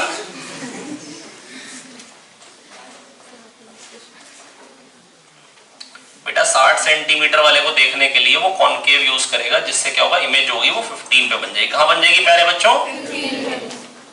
तो 60 की इमेज कहां बन गई? 15 पे बन गई। तो 1/v minus 1/u equal to 1/f। v क्या हो जाएगा बेटा? v हो जाएगा माइनस 15, u हो जाएगा माइनस 60, तो माइनस माइनस प्लस हो जाएगा बेटा। अब ये मतलब मैंने आगे सॉल्व किया नहीं क्योंकि 3/4 15 4 द 60 60/3 20 आगे बेटा समझ में पक्का आगे क्यूब रूट बेटा समझ में आगे कोई दिक्कत तो नहीं है रानी बेटा आगे तुम तो जा रही थी 5 बजे चलिए कोई दिक्कत की बात नहीं आगे बढ़ेंगे question number 18 Question number 18. A 1 kg stone at the end of 1 meter long string is whirled in a vertical circle at constant speed of 4 meter per second. The tension in the string is 6 Newton when the stone is at. अच्छा बेटा पूछ रहे tension 6 Newton का होगी प्यारे बच्चों यहाँ पर ना 1 मीटर की रस्सी है 1 किलोग्राम का पत्थर घूम रहा है ऐसे वर्टिकल सर्कल में कांस्टेंट स्पीड से कैसे घूम रहा है Constant speed. है ना चलिए कोई दिक्कत की बात नहीं कांस्टेंट स्पीड है मेंटेन कर रखी किसी तरीके से है ना वैसे तो मेरे को लगता है ऊपर जाते कम होनी चाहिए लेकिन मतलब अब क्वेश्चन वाला कह रहे हैं किसी तरीके से मेंटेन करिए तो हम उस पर उंगली नहीं उठाएंगे है ना अब बेटा mg तो 10 होता है और mv स्क्वायर ओवर r की वैल्यू बेटा क्या हो जाएगी प्यारे बच्चों बताएंगे 16 आ रही है Yes sir. तो प्यारे बच्चों मैं बस आपको ये कह सकता हूँ कहीं पर भी होगा बेटा mg तो नीचे पे लगेगा और ब्लॉक पे बैठ जाओ आप तो आपको क्या दिखाई देगा सेंट्रीफ्यूगल फोर्स 16 और बेटा mg 10 है तो बेटा टेंशन मेरे से पूछ रहे 6 होगी यहाँ पे क्यों 16 ऊपर हो गया 10 वेट नीचे हो गया और t आ गया 6 क्या तो आ गया यार Yes sir. ब्लॉक पे बैठ जाओगे तो सेंट्रीफ्यूगल फोर्स दिखाई देगा ना यार Yes sir. अरे 16 - 10 आंसर चाहिए डिफरेंस कब बनेगा जब ऑपोजिट डायरेक्शन में हो जाएंगे जब ऊपर होगा भाई 16 ऊपर को लग रहा है 10 नीचे को डिफरेंस आ गया ना 6 टेंशन आ गई 6 क्या तो आया Yes sir. पक्का समझ में आ गया नहीं आया बेटा वैसे चलो एक बात बताई तो किसी भी थीटा पे अगर टेंशन निकालनी है तो बेटा कैसे निकालते थे याद करिए बेटा mg cos थीटा आ जाएगा नहीं समझ में आया अरे mg का कंपोनेंट ले लोगे जिंदगी बीत गई है लेते लेते component t plus mg cos theta centre की तरफ का फोर्स होता है और जो सेंटर की तरफ का फोर्स होता है उसको किसके बराबर करते हैं अच्छा ये बताएं मिनिमम स्पीड कितनी देनी पड़ती है ताकि कंप्लीट सर्कुलर मोशन हो जाए √5rg और अगर स्फीयर के ऊपर एक छोटी सी चीज रख के चला दे किस एंगल पे छोड़ देती है cos थीटा = 2/3 cos थीटा = 2/3 और जब छोड़ती तो नॉर्मल फोर्स क्या हो जाता है 0 और जब छोड़ रहा होता है सर्कुलर पाथ को तो उस टाइम जो वेलोसिटी होती है उसको क्या बोलते हैं क्रिटिकल वेलोसिटी जिसकी वैल्यू क्या होती है √rg cos theta √rg cos theta very good अगले क्वेश्चन पे चला जाए क्वेश्चन नंबर 19 बेटा ये देखो आपको कह रखा है कि ना ये जो मतलब एलसीआर सर्किट दे रखा है और कह रहे हैं वोल्टेज अक्रॉस इंडक्टर और कैपेसिटर बराबर है मेरे को तो पता है बराबर होती है रेजोनेंस पे कब बराबर होती है रेजोनेंस पे इससे बर्बाद क्वेश्चन कहां से मैं आपको लाके दूं मतलब मेरे को मिल नहीं रही कोई जगह ये 100 वोल्ट का ईएमएफ है यहाँ पे 100 वोल्ट और 50 हर्ट्ज प्यारे बच्चों मैं बस आपको ये कहना चाह रहा हूँ इसके क्रॉस भी 400 वोल्ट है और इसके क्रॉस भी 400 वोल्ट है ना तो रेजिस्टर के क्रॉस क्या हो बेटा ये तो कट गई ना आपस में जो भी टोटल वोल्टेज आती है वो रेजिस्टर के क्रॉस ही आती है 100 वोल्ट अरे कह दो आगे और पर आपको लगे नहीं आप अगर मान लो आपको लग सकता है नहीं हम ऐसे नहीं करेंगे हम ईमानदार लोग हम हल्के हल्के करेंगे तो आप इंपीडेंस निकालेंगे √r² + xl - xc² xl - xc की झंड हो जाएगी कट जाएंगे क्योंकि रेजोनेंस की कंडीशन है ना यार वोल्टेज क्रॉस इंडक्टर कैपेसिटर बराबर है ना तो IXL IXC बराबर कब होंगे जब XL XC बराबर होंगे ना यार अब बेटा मैं आपको बस ये कहना चाह रहा हूँ कि अब मैं आपको ये कहना चाह रहा हूँ वोल्टेज हो गई 100 = I × Z Z बेटा कितना हो गया R R कितना दे रखा है बेटा क्वेश्चन में 50 तो यहां से आपके पास I आ जाएगा 2I अगर 2 आ गया तो IR निकाल ले फिर 100 आराम से करें लेकिन बेटा आपको इतना मालूम होना चाहिए अगर वोल्टेज अक्रॉस इंडक्टर और कैपेसिटर बराबर दे रखी है बोले अगर वोल्टेज अक्रॉस इंडक्टर और कैपेसिटर इसका मतलब क्या है रेजोनेंस का मतलब क्या होता है इंपीडेंस किसके बराबर होता है R के और वोल्टेज अक्रॉस रेजिस्टर क्या होती है EMF के वोल्टेज अक्रॉस रेजिस्टर किसके बराबर होती है EMF के क्योंकि VL VC की तो झंड हो गई है ना और पावर फैक्टर क्या होता है इस केस में 1 इंपीडेंस क्या होता है मिनिमम इंपीडेंस क्या होता है मिनिमम याद आ गई बातें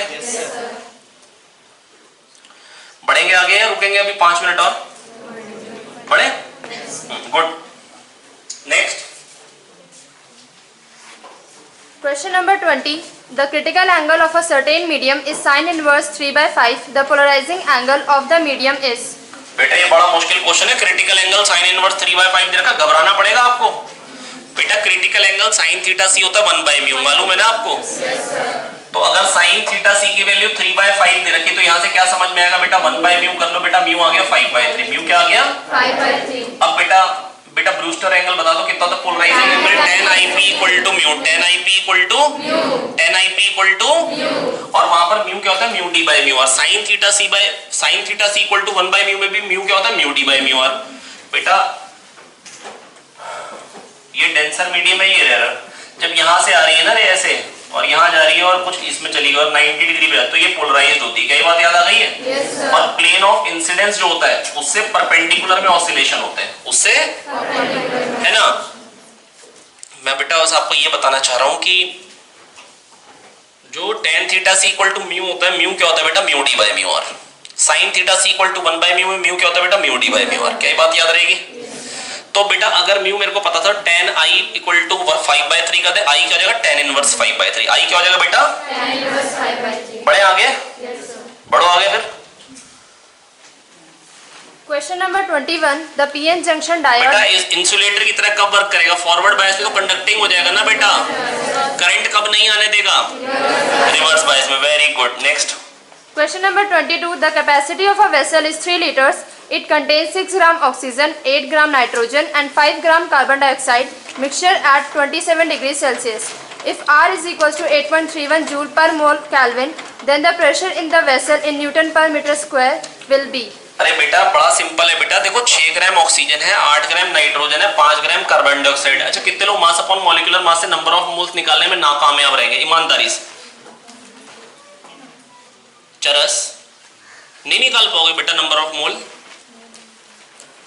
निकाल लोगे बेटा, नंबर ऑफ मोल बेटा, मास अपॉन मॉलिक्यूलर मास बेटा, लो करवा लो तुम हमसे बेटा। ऑक्सीजन का मॉलिक्यूलर मास बताओ बेटा कितना होता है, 32। 8 ग्राम नाइट्रोजन है उसका कितना होता है, 28। और 5 ग्राम CO2 उसका कितना होता है, 44। ये नंबर ऑफ मोल आ गए बेटा। P equal to nRT by V होता है, मालूम है आपको? n हमने निकाल लिया, R 8.314 बचपन से मालूम है। टेम्परेचर 300 केल्विन है, वॉल्यूम 3 × 10 की पावर -3 मीटर क्यूब है बेटा। एक ही अननोन है P, अब वो भी दे दे वो भी, ठीक है। 5 × 10 की पावर 5 दे दिया, बस खुश। अच्छा समझ में आ गया यार, नहीं है? अच्छा कितने लोग चाहते कैलकुलेशन कर दे तो मजा आ जाएगा, वैसे मतलब मजा आपको आनंद आ जाएगा। जैसे कितने लोग चाह रहे करूं, जिसका हल्का सा ही मन हो। किरोन मन है? हाँ किरोन का तो वैसे ही मन नहीं है आज कुछ भी। आई देखिए Question number 23. A uniform disc of mass m and radius r is mounted on an axle supported in a frictionless bearing. A light cord is wrapped around the rim of the disc and a steady downward pull T is exerted on the cord. The angular acceleration of the disc is. बेटा बिल्कुल बकवास question है। Disc है बेटा axis के about, और ना यहाँ पे T फोर्सेस को ना अनवाइंड कर रहे हैं बेटा। धागा लिपटा हुआ इस पे है ना, कुछ लपेट दिया है ना, खींच रहे हैं, कैसे खींच रहे हैं? तो T × R बेटा एक्सिस के अबाउट टॉर्क है, T × R बराबर mr² 2 अल्फा। अब यहाँ से अल्फा निकलवा रहे हैं, क्या आप निकाल लेंगे? R को ऐसे काट देंगे? बेटा याले 2 को ना काट दें, R की पावर में। समझ में आ रहा है नहीं आ रहा है?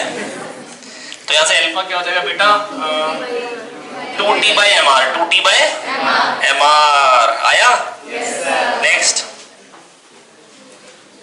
Question number 24. At a height 0.4 meter from the ground, the velocity of a projectile in vector form is v vector is equals to 6i cap plus 2j cap meter per second. The angle of projection is. बेटा 0.4 metre height पे ना velocity दे रखी है, angle of projection पूछ रखा है। बच्चों मैं बस आपको इतना ही कहना चाहूंगा कि अगर मान लो बेटा 2 चीजें हो सकती हैं, 2 क्वेश्चन बन सकते हैं। एक तो ये क्वेश्चन बन सकता है कि इनिशियल एंगल दे दे, इनिशियल वेलोसिटी दे दे और हाइट पे एंगल पूछ ले, या तो हाइट पे वेलोसिटी दे दे है ना, हाइट पे वेलोसिटी दे दे और एंगल ऑफ प्रोजेक्शन पूछ ले। 2 क्वेश्चन बन सकते हैं। तो कैसे करेंगे बेटा, आपको तरीका क्लियर रहना चाहिए। सबसे पहले जो भी वेलोसिटी आपको दे रखी हो u, उससे आप क्या कर लेंगे, ux और uy निकाल लेंगे। क्या इसमें कोई दिक्कत होगी? u cos थीटा और u sin थीटा। क्या ये बात समझ में आ गई? अब या तो t टाइम बाद एंगल ऑफ प्रोजेक्शन पूछ लेगा या h हाइट पे एंगल ऑफ प्रोजेक्शन पूछ लेगा। तो उसकी मर्जी है पेपर की, भाई वो पेपर वाला h हाइट पे पूछना चाह रहे हैं t टाइम पे, है ना। मोस्ट लाइकली अगर नीट में क्वेश्चन आएगा तो वो t टाइम पे पूछेगा।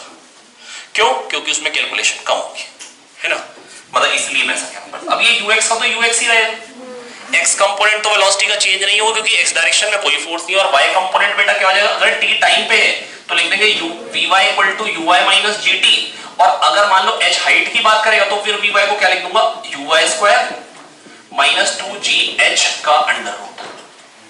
प्लस माइनस आएगी क्योंकि ऊपर भी जा सकता है नीचे भी आ सकता है।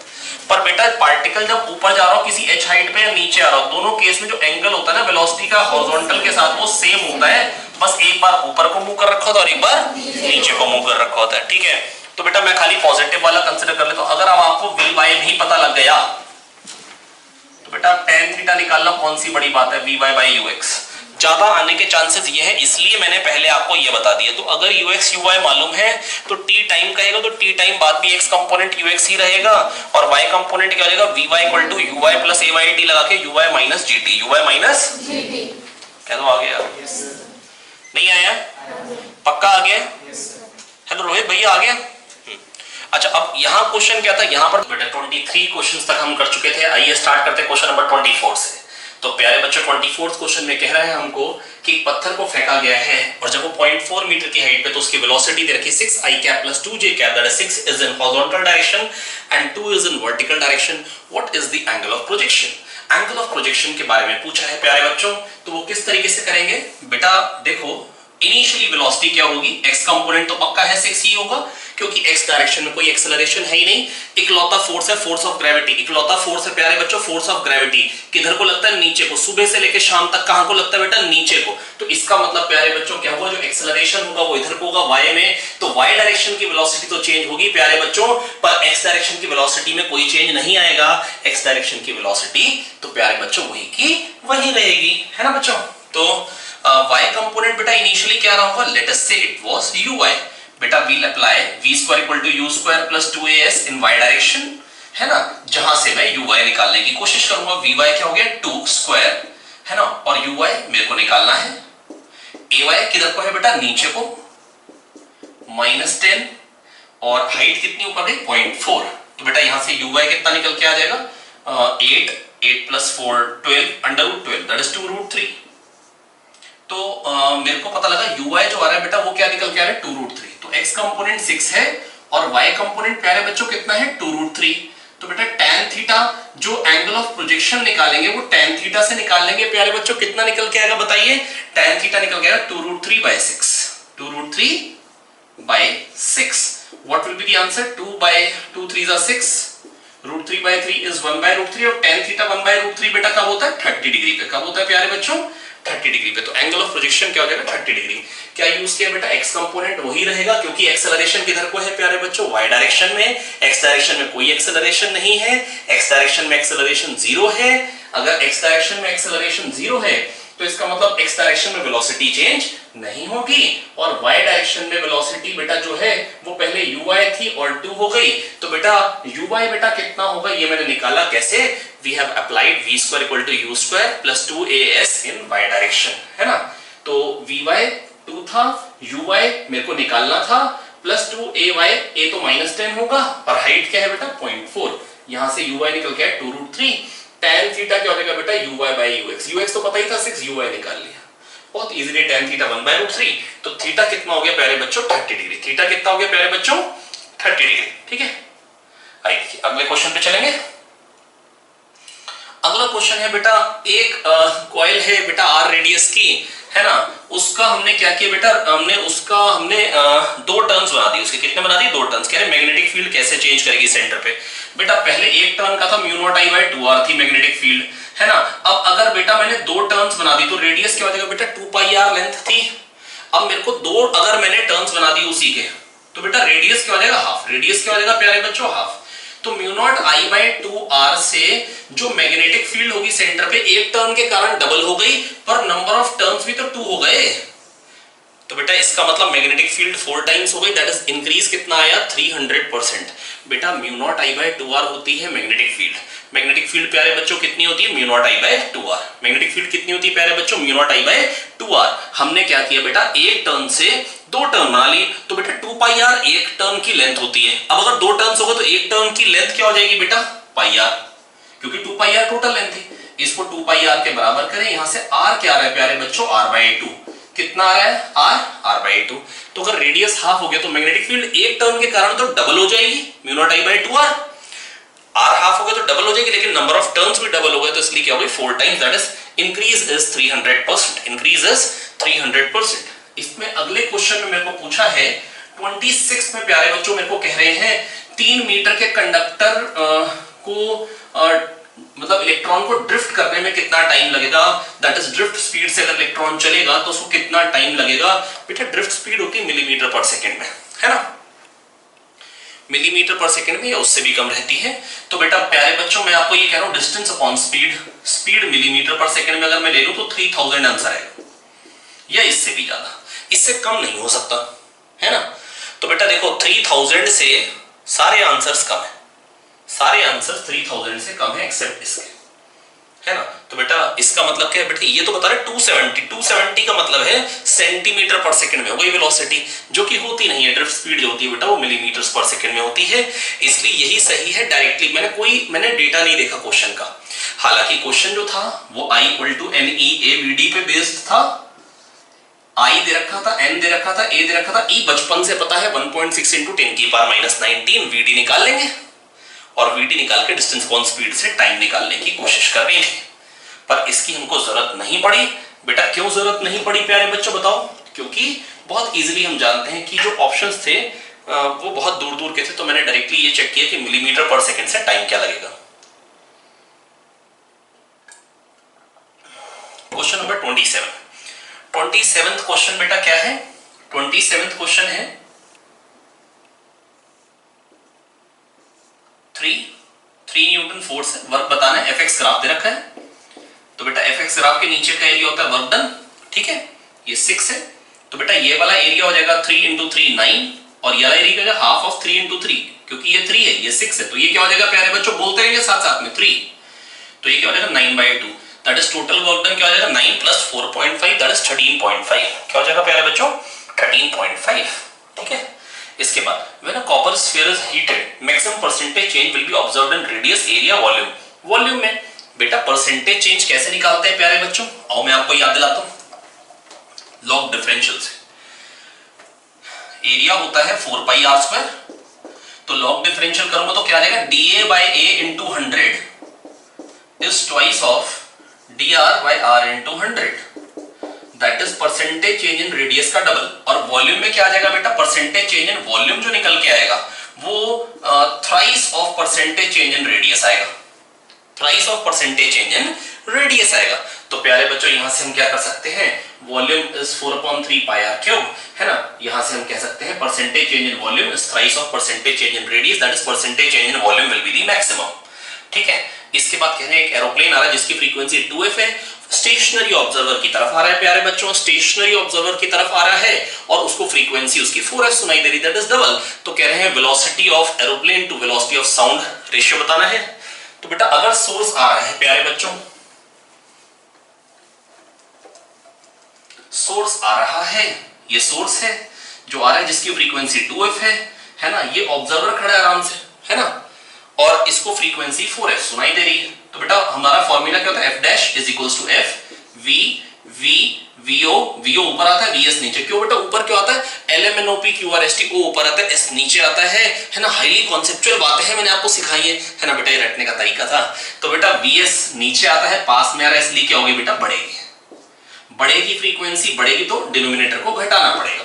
अब बेटा मेरे को डबल करना है, डबल कब होगा, जब मैं v - v/2 कर दूं, समझ सकते हैं ना आप लोग यार, v - v/2 v/2 आ जाएगा, और फिर फाइनली क्या बन जाएगा डबल, दैट इज एरोप्लेन की स्पीड v/2 है, साउंड की स्पीड v है, तो रेशियो क्या हो जाएगा बेटा, एरोप्लेन की स्पीड टू साउंड की स्पीड हाफ, क्या हो जाएगा प्यारे बच्चों हाफ। इसके बाद पूछे गामा डीके में क्या होता है, प्रोटॉन नंबर और न्यूट्रॉन नंबर पे बेटा बिल्कुल भी चेंज नहीं होता है, क्योंकि गामा डीके होती है जब न्यूक्लियॉन एक्साइटेड स्टेट में होता है न्यूक्लियस में, जब वो डी एक्साइट होता है तो गामा रेडिएशंस निकलते हैं, जिसमें प्रोटॉन नंबर और न्यूट्रॉन नंबर वही के वही रहते हैं। अल्फा डीके होती है तो 2 से प्रोटॉन नंबर कम होता है, 2 से न्यूट्रॉन नंबर कम होता है ना।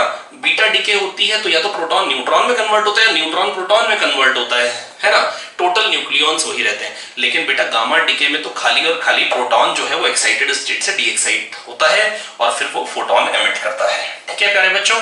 तो ये हो गए 30 क्वेश्चंस, है ना। आइए स्टार्ट करते हैं बेटा क्वेश्चन नंबर 31 के साथ, है ना। क्वेश्चन नंबर 31 में बेटा ये है LR सर्किट है, और स्विच क्लोज करने के 0.2 सेकंड बाद करंट और एनर्जी पूछिए। बेटा स्टेडी स्टेट बेटा किसको बोलते हैं? स्टेडी स्टेट बोलते हैं जब करंट कांस्टेंट हो जाता है इनफाइनाइट टाइम बाद, है ना।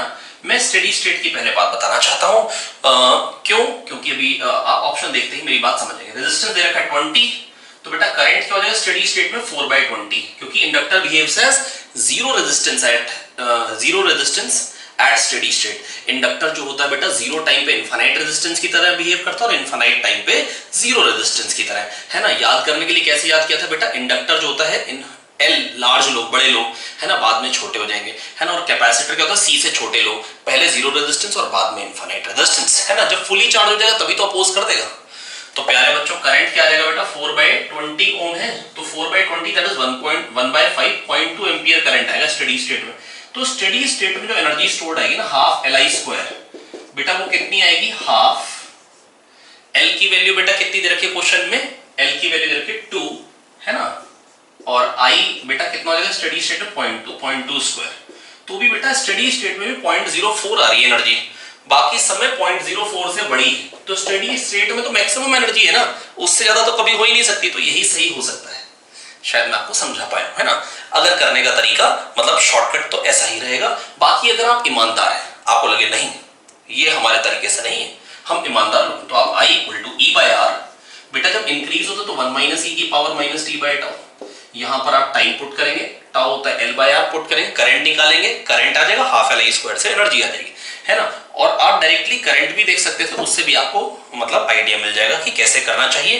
करंट भी स्टेडी स्टेट में करंट क्या आएगा? 4, मतलब ये 0.2, तो 0.2 से बड़े कौन कौन से ऑप्शन है? ये 0.2 से बड़ा नहीं हो सकता, ये नहीं हो सकता, और ये 0.1 आधी वैल्यू है।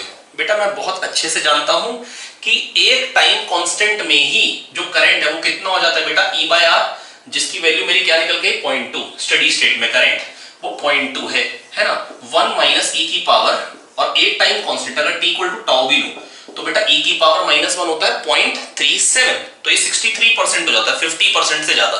दैट इज इससे तो ज्यादा हो ही जाएगा ना, क्योंकि बेटा जो टाइम कांस्टेंट है L/R अगर इस सर्किट का निकालेंगे 2/20 तो वो 0.1 सेकंड आ रहा है। कितना आ रहा है? 0.1 सेकंड।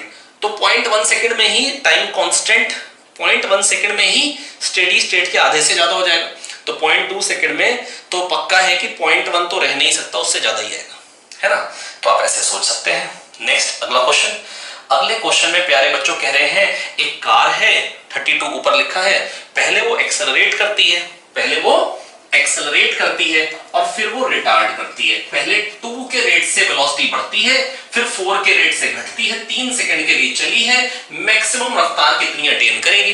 बेटा 2 से बढ़ रही है लगातार, फिर 4 से घट रही है, पक्का है कि 2 सेकंड के लिए बड़ी होगी, 4 हुई होगी, और 1 सेकंड में घट के 0 हो जाएगी। तो डायरेक्टली दिख रहा है यार, क्योंकि बेटा अगर सोच के 2 के रेट से वेलोसिटी बढ़ रही, ठीक है, 4 के रेट से कम होगी, जितनी t सेकंड्स मतलब t सेकंड से बढ़ेगी उतनी t/2 सेकंड्स में कम हो जाएगी। तो बेटा मैं ये कह सकता हूं t सेकंड्स में मतलब जो बढ़नी है बेटा पक्का है कि वो टाइम को मेरे को ऐसे बांटना पड़ेगा 2:1 में। यहां पर 2 सेकंड्स लेने पड़ेंगे, यहां पे 1 सेकंड, क्योंकि 1 सेकंड में जितनी घटेगी 2 सेकंड में ही उतनी बढ़ेगी। तो मैक्सिमम वेलोसिटी क्या हो जाएगी? 4। क्या हो जाएगी बेटा? 4। हाँ, हालांकि अगर नंबर अजीब से होते तो मेरे को t1 और t2 लेना पड़ता। कैसे लेना पड़ता? t1 और t2। तो फिर मेरे को कहना पड़ता a t1 बड़ी है, और जो भी रिटार्डेशन को r से डिनोट कर देता हूं, r t2 घटी, और जो बड़ी उतनी घटी है क्योंकि पहले बढ़ रही थी, बढ़ के मैक्सिमम हुई और फिर घट रही, घट के 0 हुई, है ना। और t1 + t2 ले लेता मैं टोटल टाइम। इनको सॉल्व करके फिर मैं सॉल्व करता। अगर टोटल टाइम t होता तो मैं t1 + t2 को t लिखता, a t1 हो गया इंक्रीज, r t2 उतना ही डिक्रीज है, बस इनको यूज करके मैं t1 t2 निकाल सकता था, है ना। और फिर मैक्सिमम स्पीड क्या हो जाती? a t1 जो इंक्रीज आया। लेकिन यहां पर बेटा 2 और 4 है, तो 1 सेकंड में 2 से बढ़ेगी, 2 सेकंड में 4 से बढ़ेगी, 1 सेकंड में 4 से घट के 0 हो जाएगी। तो 2 सेकंड के लिए बढ़ी है, मैक्सिमम वेलोसिटी क्या हो जाएगी बेटा? 4। Question number 33। क्वेश्चन नंबर 33 बोल रहा है फ्रिक्शन की वैल्यू। हमेशा क्या मान लेते हैं? मान लेंगे कि ये दोनों ब्लॉक साथ में चलेंगे, है ना। अगर साथ में चलेंगे तो बेटा क्या हो जाएगा? 20। अब बेटा इस पे फोर्स किस पे फोर्स ज्यादा है? 20 ज्यादा है 2 से, तो जाएगा तो उधर को। तो इसका मतलब ये इस पे फ्रिक्शन इधर को लगाएगा तभी तो चलेगा। तो टोटल फोर्स क्या होगा? 20 - F + F - 2, टोटल फोर्स हो गया 18 = 6a, a आ गया 3। a 3 आ गया, तो फ्रिक्शन कितना हो जाएगा बेटा? ऊपर वाले ब्लॉक पे देखें, F इधर को लग रहा है, 2 इधर को, F - 2 = 2 × 3, तो F क्या आ गया प्यारे बच्चों? 8। कितना आ गया? 8। लेकिन अब ये चेक करना पड़ेगा कहीं ये μmg से ज्यादा तो नहीं है, तो μmg की वैल्यू कितनी आ रही? मैक्सिमम वैल्यू ऑफ फ्रिक्शन कितना होगा बेटा इस केस में? Maximum friction will be half × 2 × g, that is 10। तो ये उससे कम है। हाँ, फ्रिक्शन की अगर मान लो ये वैल्यू 12 निकल के आती तो फिर 10 ही हो सकती है बेटा वैल्यू। इसका मतलब फिर ये घिस रहे होंगे, साथ साथ नहीं चल रहे होंगे, है ना? साथ चलने के लिए इतना फ्रिक्शन चाहिए। ठीक है, मेरे को लगता है प्यारे बच्चों आप समझ पाए हैं। आप दोबारा देखिए नहीं समझ पाए तो, है ना? तो आइए देखिए अगले क्वेश्चन पे चलेंगे। मैं पिछला क्वेश्चन का फिर बताता हूं आपको। जब भी बेटा फ्रिक्शन का क्वेश्चन है, फ्रिक्शन निकालना है, आपको हमेशा एज्यूम करना है let the blocks are moving together. हमेशा आपको क्या मानना है? मान लो ब्लॉक्स साथ में चल रहे हैं, फ्रिक्शन की वैल्यू निकालो, मैक्सिमम फ्रिक्शन से ज्यादा आएगी तो इसका मतलब मैक्सिमम फ्रिक्शन लगेगा μkmg लगेगा। फिर मैक्सिमम μsmg होता है, μkmg लगेगा। मेरे को मैक्सिमम नहीं बोलनी चाहिए, मेरे को काइनेटिक फ्रिक्शन बोलना चाहिए। अगर जो फ्रिक्शन रिक्वायर्ड है साथ चलने के लिए वो मैक्सिमम वैल्यू ऑफ फ्रिक्शन से ज्यादा जाता, मान लो ये 12 आ जाता, तो इसका मतलब है μkmg लगेगा। पर अगर एक ही म्यू गिवन है तो फिर μmg, है ना? अगर म्यू एक ही गिवन है मतलब μs म्यू के बराबर है। मैं समझा पाया हूं आपको? और अगर जैसे यहां पर उससे कम है तो इसका मतलब है साथ चलने के लिए सफिशिएंट है, साथ साथ ही चलेंगे भाई। 34th में कह रखा है सन की जो इंटेंसिटी आती है सरफेस पे वो 10³ वॉट पर मीटर स्क्वायर आती है। पावर रिसीव्ड कितने? 8/20 एरिया पे पावर रिसीव्ड क्या होगी भाई? एक एरिया पे 10³ आ रही है तो 8 × 20 मीटर का जो एरिया वो कितना हो जाएगा? 160 मीटर स्क्वायर। तो 160 पे कहेगी 160 × 10³ 160 × 10³ बहुत ही सिंपल क्वेश्चन था। दैट इज 1.6 × 10⁵ बन जाएगा यार ये। अरे वन एरिया पे इतनी आ रही है, इतने एरिया पे कितनी आएगी? बस पावर रिसीव्ड पूछा है।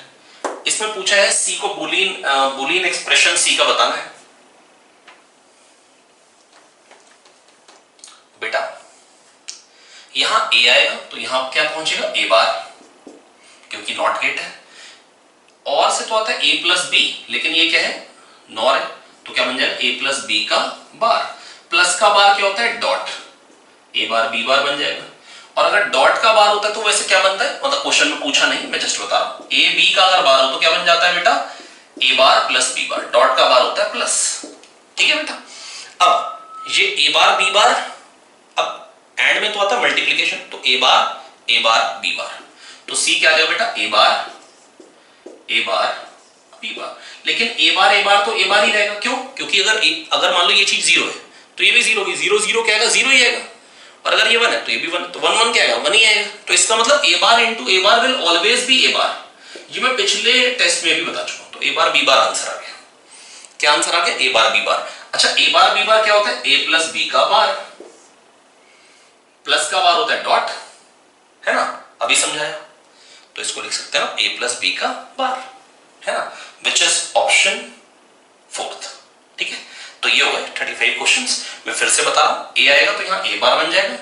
यहाँ पे ए प्लस बी आता अगर और होता, लेकिन नॉट लगा हुआ तो ए प्लस बी का बार। ये नॉर है तो ए प्लस बी का बार। प्लस का बार क्या होता है? डॉट। ए बार बी बार। फिर एंड में क्या होता है बेटा? मल्टीप्लीकेशन होता दोनों इनपुट का। तो ए बार बी बार। ए बार तो ए बार ही होता है, तो ए बार बी बार। अब ए बार बी बार को क्या बोल सकता हूं? ए प्लस बी का बार। That is option 4। ठीक है, नोट कर लेंगे एक बार। तो क्वेश्चन नंबर 36 बेटा, ये क्या कह रहे हैं? क्वेश्चन नंबर 36 हमको कह रहे हैं हमारे पास बार मैग्नेट है जो नॉर्थ की तरफ ही फेसिंग खड़ी हुई है ना? मतलब हमने बार मैग्नेट प्लेस करी सच दैट वो नॉर्थ की तरफ ही फेस कर रही है। ठीक है, तो मेरे से कहा है कि उससे 10 सेंटीमीटर पे मैग्नेटिक फील्ड 0 है और आपको उसका मैग्नेटिक मोमेंट बताना है। तो प्यारे बच्चों, 10 सेंटीमीटर पे मैग्नेटिक फील्ड जो 0 हो सकती है बेटा, नॉर्थ पोल एक्चुअली क्या होता है बेटा? Magnetic south. क्या होता है बेटा? एक्चुअली क्या होता है? Magnetic south. तो जो फील्ड लाइंस होंगी वो यहां पर एक्चुअली जो मैग्नेटिक नॉर्थ है वो इस तरफ है, तो फील्ड लाइंस ऐसे आएंगी। तो एक्सियल पोजीशन में तो 0 हो ही नहीं सकती 10 सेंटीमीटर पे, क्योंकि एक्सियल डायरेक्शन में जो फील्ड है वो तो सेम डायरेक्शन में आ जाएगी, तो ऐड होंगी, कट नहीं सकती, घट नहीं सकती बेटा। लेकिन इक्वेटोरियल पोजीशन में जो फील्ड होगी, जो अर्थ की होगी वो इधर होगी, और मैग्नेट की जो आती है वो मैग्नेटिक मोमेंट से अपोजिट डायरेक्शन में आती है, तभी 0 पाएगी। और इक्वेटोरियल में प्यारे बच्चों क्या होती है फील्ड? 2km/r3, और एक्सियल में क्या होती है? 2km/r3, और इक्वेटोरियल में क्या होती है प्यारे बच्चों? km/r3। तो k that is μ0/4 pi m k cube ये फील्ड होती है और कह रहे हैं आर जो है वो 10 सेंटीमीटर है और कह रहे हैं जो अर्थ की ग्रेविटेशनल फील्ड है दैट इज 0.4, तो ये 0.4 के बराबर होगी तभी हमको नेट फील्ड जीरो मिल पाएगी। तो 10 सेंटीमीटर पे अगर फील्ड जीरो है तो वो कौन सा पोजीशन हो सकती है? इक्वेटोरियल, क्योंकि वहीं पे ही जो फील्ड होगी मैग्नेट की वो अपोजिट डायरेक्शन में होगी, वहीं पे ही जो फील्ड होगी वो अपोजिट डायरेक्शन में होगी। अगर जो हमारे पास मैग्नेट होती है ये नॉर्थ पोल है ये साउथ पोल है, तो यहां पर जो हम पॉजिटिव पोल स्ट्रेंथ कंसीडर करते हैं इसके कारण फील्ड इधर आती है, नेगेटिव के कारण इधर आती है, तभी अपोजिट डायरेक्शन में बन पाती है मैग्नेटिक मोमेंट के।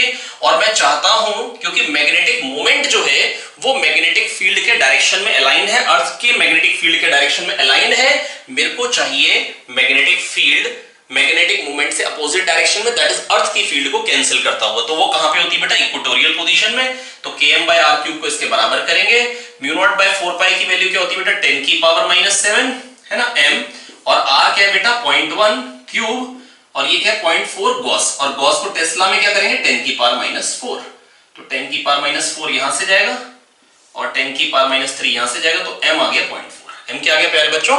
0.4। ठीक है, इसके बाद क्वेश्चन नंबर 37, इसमें क्या है बेटा? मेरे पास अर्थ है, मेरे पास मून है, कह रहे हैं अर्थ और मून का मास है बेटा m1 और m2। क्या है बच्चों मास? m1 और m2। ठीक है, तो अब यहां पर बेटा मिड पॉइंट से मेरे को एक पार्टिकल को प्रोजेक्ट करना है ताकि वो ग्रेविटेशनल फील्ड को एस्केप कर जाए। तो बहुत सिंपल है, जैसे आप डिराइव करते थे बेटा, अगर इंफिनिटी पे चला गया तो इंफिनिटी पे बेटा क्या होगा? पोटेंशियल एनर्जी भी क्या हो जाएगी प्यारे बच्चों? जीरो, और काइनेटिक एनर्जी भी क्या हो जाएगी? जीरो, क्योंकि मैं एस्केप, जस्ट एस्केप की बात कर रहा हूं। इससे ज्यादा देंगे तो इंफिनिटी पे जाके भी काइनेटिक एनर्जी नॉन जीरो होगी, पर मेरे को कह रहे हैं जस्ट एस्केप करने के लिए तो इंफिनिटी में जाके काइनेटिक एनर्जी क्या हो जाए? जीरो। तो बेटा यहां पर केवल और केवल जो इस पे फोर्स लगने वाला वो कैसा फोर्स है? कंजर्वेटिव, और जब खाली कंजर्वेटिव फोर्स लगते हैं तो मैकेनिकल एनर्जी कंजर्व होती है, क्योंकि नॉन कंजर्वेटिव फोर्स में तो डेफिनेटली क्या होता है? कुछ हीट जनरेट हो जाती है, जब भी नॉन कंजर्वेटिव फोर्स का वर्क आता है कुछ हीट जनरेट हो जाती है और मैकेनिकल एनर्जी का कन्वर्जन हो जाता है थर्मल एनर्जी में। That is mechanical energy conserve कब होती है? When only conservative forces are acting on the system, है ना। तो बेटा यहां पर अगर खाली कंजर्वेटिव फोर्सेस लग रहे होंगे, अगर खाली कंजर्वेटिव फोर्सेस लग रहे हैं इस कंडीशन पे, ग्रेविटेशनल फोर्स है व्हिच इज कंजर्वेटिव, तो मैकेनिकल एनर्जी कंजर्व होगी -gm1 m अपॉन d/2, है ना, इससे डिस्टेंस d/2, इससे भी d/2, -gm2 m upon d/2, ये क्या हो गई बेटा? Potential energy. बस जितनी है, अब ये पोटेंशियल एनर्जी और काइनेटिक एनर्जी क्या हो जाएगी? ½ mv², है ना, और फाइनली क्या हो जाएगा? 0 + 0। यहां से आपको v कैलकुलेट कर लेना है, बहुत ही सिंपल है। नेक्स्ट क्वेश्चन पे चलेंगे बेटा आगे 38। इसमें क्या है बेटा? pv = nRT को यूज करके मेरे को 1/v वर्सेस p का ग्राफ बना के दे रखा है, और 1/v की वैल्यू क्या निकल के आएगी? pv = nRT से निकालेंगे तो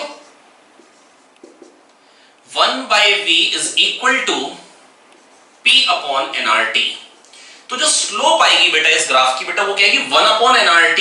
तो टेम्परेचर कम होगा तो स्लोप ज्यादा होगी, इसका मतलब है TA जो होगा वो TB से कम होगा, TB फर्दर TC से कम होगा, क्योंकि जितना डिनोमिनेटर कम होगा उतनी वैल्यू ज्यादा होगी, उतनी ही स्लोप ज्यादा आएगी, उतनी ही स्लोप ज्यादा आएगी। ठीक है, इसके बाद क्वेश्चन नंबर 39। क्वेश्चन नंबर 39 बेटा मेरे को क्या कह रहा है? क्वेश्चन नंबर 39 में कह रहे हैं एक रॉड है जो कि गिर रही है हॉरिजॉन्टल फ्लोर पे, और कह रहे हैं उसका जो point of contact with the ground है दैट इज नॉट स्लिपिंग, है ना। तो जब कह रहे हैं जस्ट अबाउट टू हिट होगी, मतलब when the rod is just about to hit the ground, तो उस टाइम पे एंड ऑफ द रॉड की speed, end of the rod की स्पीड, आइए देखते हैं। तो ये बेटा रॉड है, अब ये गिर रही है, जब बेटा ये जस्ट अबाउट टू हिट होगी ग्राउंड पे, तो इस पॉइंट की रफ्तार पूछिए। दैट इज मान लो एंगुलर वेलोसिटी ओमेगा होगी, तो इसकी रफ्तार क्या हो जाएगी प्यारे बच्चों? L omega. क्या हो जाएगी प्यारे बच्चों? L omega. अब जब ये गिर रही है तो ग्रेविटी बेटा कितना वर्क करेगी? mg, और सेंटर ऑफ मास कितना नीचे है प्यारे बच्चों? L/2। क्या नीचे है? L/2। और यहां पर जो भी बेटा ग्रेविटी वर्क करेगी, जो भी ग्रेविटी वर्क करेगी, वो सारा का सारा कहां चला जाएगा बेटा? काइनेटिक एनर्जी बढ़ाने में। वो सारा का सारा कहां चला जाएगा? काइनेटिक एनर्जी बढ़ाने में। ½ I ओमेगा², और I क्या है प्यारे बच्चों? ml²/3 ओमेगा²। यहां से L ओमेगा मेरे को निकालना है, 2 कट जाएगा, m कट जाएगा, 3 आ जाएगा √3gl। मैं फिर से बता दे रहा हूं बेटा, वर्क डन बाय ग्रेविटी क्या होगा बेटा? जब रॉड गिरेगी सेंटर ऑफ मास L/2 नीचे आएगा, ग्रेविटी का वर्क होगा mg L/2। ग्रेविटी का वर्क क्या होगा प्यारे बच्चों? mg L/2। और जब ग्रेविटी वर्क करेगी उससे रॉड के पास आ गई kinetic energy half I omega square, है ना, half ml square by 3 omega square, क्योंकि इनिशियल क्या थी 0, है ना। वैसे मेरे को बोलना चाहिए work done is change in kinetic energy, ठीक है। तो बेटा यहां से हम बड़े आराम से L ओमेगा दैट इज रफ्तार निकाल लेंगे √3gl। इसके बाद बेटा मेरे को नेक्स्ट क्वेश्चन में कह रखा है कि जो रिफ्रैक्टिव इंडेक्स है प्रिज्म का वो cot a/2 है, मिनिमम डेविएशन बताना है, a एंगल ऑफ प्रिज्म है। तो बेटा यहां पर मेरे को कह रखा है जो प्रिज्म है उसका जो रिफ्रैक्टिंग एंगल है वो a है, और मेरे से पूछा गया है कि बताइए कि मिनिमम डेविएशन कितना होगा। तो बेटा मिनिमम डेविएशन मेरे से पूछा है, तो मिनिमम डेविएशन के लिए मैं बहुत अच्छे से जानता हूं कि R1 R2 बराबर होने चाहिए, R1 R2 बराबर होने चाहिए, दोनों बराबर होने चाहिए, और R1 प्लस R2 क्या होता है a, तो R क्या हो जाएगा a/2, ठीक है। तो बेटा ये एंगल्स भी बराबर होते थे, है ना, और यहीं से हम यूज करते थे sine I equal to mu sine R, 1 into sine I बराबर mu into sine R, Snell's law use करेंगे, और यहां से हम म्यू की वैल्यू निकाला करते थे, है ना। म्यू क्या हो जाता है बेटा sine I by sine R, और आई क्या होगा बेटा यहां पे जो डेविएशन आता है, जो डेविएशन आता है बेटा वो क्या होता है I1 plus I2 minus a, लेकिन मिनिमम डेविएशन के लिए I1 I2 बराबर होते हैं। तो बेटा मिनिमम डेविएशन के लिए जो I निकल के आएगा वो क्या आएगा a plus del m by 2, है ना, और जो R निकल के आएगा R1 R plus R equal to a, that is R आता है a बाई 2। तो म्यू क्या होता है प्यारे बच्चों साइन I की वैल्यू क्या आएगी a plus del m by 2 sine I sine a plus del m by 2 upon sine a by 2। बेटा ये अपने को याद रहना चाहिए, है ना, mu equal to sine a plus del m by 2 upon sine a by 2, और मेरे को कह रखा है जो म्यू है वो cot a बाई 2 है, cos a by 2 upon sine a by 2। ऐसा इसलिए लिख दे रहा हूं ताकि साइन a बाई 2 कैंसिल हो जाए, ठीक है। तो बेटा cot a बाई 2 म्यू की वैल्यू है, cot a बाई 2 म्यू की वैल्यू, और म्यू क्या होता है प्यारे बच्चों sine a plus del m by 2 upon sine a by 2। Mu क्या होता है बोलेंगे साथ साथ में sine a plus del m by 2 upon sine a by 2। तो बेटा यहां से मैंने इसको लिखा cos a by 2 upon sine a by 2, sine a by 2 को गुस्से में आके काट देंगे, cos a बाई 2 को लिखेंगे साइन 90 माइनस a बाई 2, ताकि मैं दोनों की वैल्यूज को कंपेयर कर पाऊं, है ना। इसको मैं लिख सकता हूं साइन 90 माइनस a बाई 2, और इस क्वांटिटीज को मैं अगर कंपेयर करूंगा तो मेरे को मिनिमम डेविएशन मिल जाएगा। कितना मिल जाएगा a plus del m by 2 is equal to 90 minus a by 2, 2 से मल्टीप्लाई करेंगे, यहां पर 2 आ जाएगा 180, और ये क्या हो जाएगा बेटा 2 है ना। तो डेल m क्या बन जाएगा 180 माइनस 2। आइए स्टार्ट करते हैं लास्ट 5 क्वेश्चंस के साथ फटाफट से। 41 क्वेश्चन नंबर 41 बेटा ये क्या कह रहा है, क्वेश्चन नंबर 41 कह रहे हैं एक कार है 500 किलोग्राम की v स्पीड से जा रही थी, उसकी स्पीड डबल हो गई 1 मिनट में, है ना, और जो v है बेटा वो 36 किलोमीटर पर आवर है। पावर सप्लाइड कितनी है ना, तो बेटा पावर ऑफ द इंजन बताना है हमको। बेटा देखो हाफ यहां पर ये जो 36 किलोमीटर पर आवर है ये मीटर पर सेकंड में क्या हो जाएगा बेटा 5/18 से मल्टीप्लाई करके बहुत इजीली बता सकते हैं 10 मीटर्स पर सेकंड।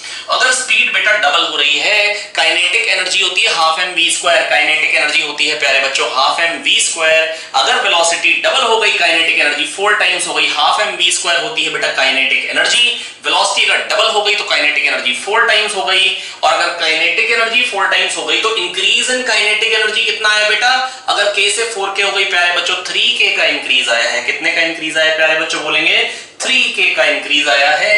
तो अगर बेटा 3k is the increase in 1 minute तो पावर क्या हो जाएगी बेटा thrice of kinetic energy initial half 500 into 10 square that is 100 upon 60, है ना, 3 ये 20 बन जाएगा, है ना, और ये क्या बन जाएगा बेटा 0 से 0 काटिए, यहाँ पे ये कितना बन गया 5000 बाय 2 क्या हो जाएगा बेटा 2500 बाय 2 क्या हो जाएगा बेटा 1250 वॉट्स।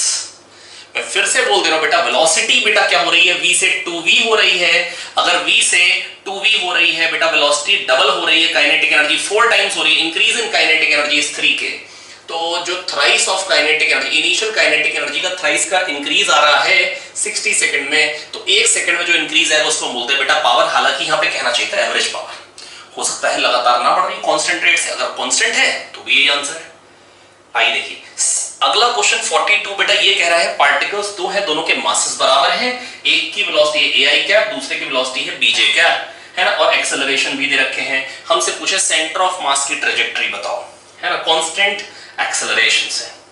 तो बेटा सेंटर ऑफ मास की वेलोसिटी क्या होती है बेटा m1 v1 plus m2 v2 by m1 plus m2 पर दोनों के मास बराबर हैं, तो बेटा mv1 plus mv2 upon 2m, that is v1 plus v2 by 2। बेटा सेंटर ऑफ मास की रफ्तार वैसे तो होती है m1 v1 plus m2 v2 upon m1 plus m2, लेकिन जबकि m1 m2 बराबर है तो ये हो जाएगी v1 plus v2 by 2। Similarly acceleration हो जाएगा a1 plus a2 by 2, तो वेलोसिटी आ जाएगी ai cap plus bj cap by 2, और जो एक्सेलरेशन आ जाएगा similarly a1 plus a2 by 2 2a plus a3a 4b minus b 3b। तो बेटा velocity of centre of mass क्या आ गई ai cap plus bj cap by 2, और acceleration of centre of mass क्या आ जाएगा प्यारे बच्चों, जगह थोड़ी सी कम है इस जगह लिख देता हूं एक बार। Acceleration of centre of mass क्या आ जाएगा a1 प्लस a2, बेटा क्या बन जाएगा 2a प्लस a3a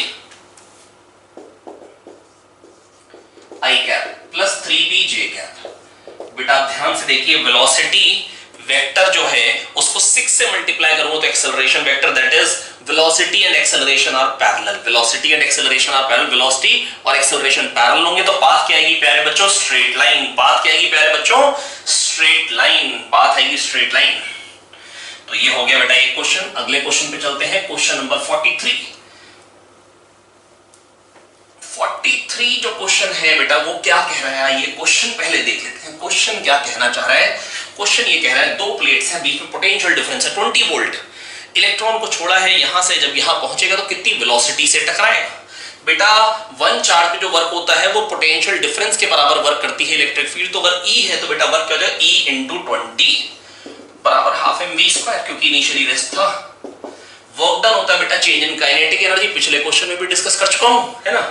तो बेटा E 1.6 into 10 की पावर -19 into 20 बराबर हाफ 9.1 into 10 की पावर -31 into v²। v निकालना है और ऑप्शन मेरे पास जो है वो 10 की पावर से बहुत दूर दूर की दे रखी है प्यारे बच्चों, है ना। आइए फटाफट से निकालने की कोशिश करते हैं। चलिए पूरा सॉल्व कर लेते हैं। ये 40 हो गया, 4 बन गया, ये 4 by 9.1 है ना। इसको 10 की पावर -18 बनाते हैं और इसको 16 बनाते हैं, तो ये क्या बन जाएगा बेटा, ये अगर मैं क्या कर रहा हूं इसको इधर लेके आ रहा हूं, ये 10 की पावर 12 आना चाहिए था। क्या आना चाहिए था बेटा 10 की पावर 12, क्यों, क्योंकि ये 12 ज्यादा है।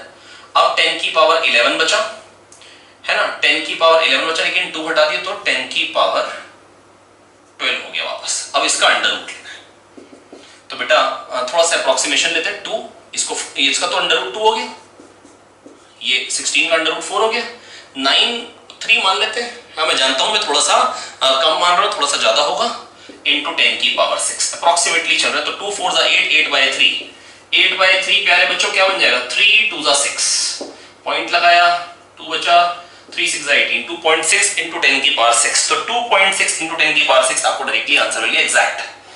अगला 44 बेटा दो ऑसिलेटर से एक K1 स्प्रिंग कांस्टेंट से बंधा हुआ, दूसरा K2 से। आपसे पूछा गया है दोनों की मैक्सिमम रफ्तार बराबर दे रखी है, पूछा है एम्पलीट्यूड का ratio.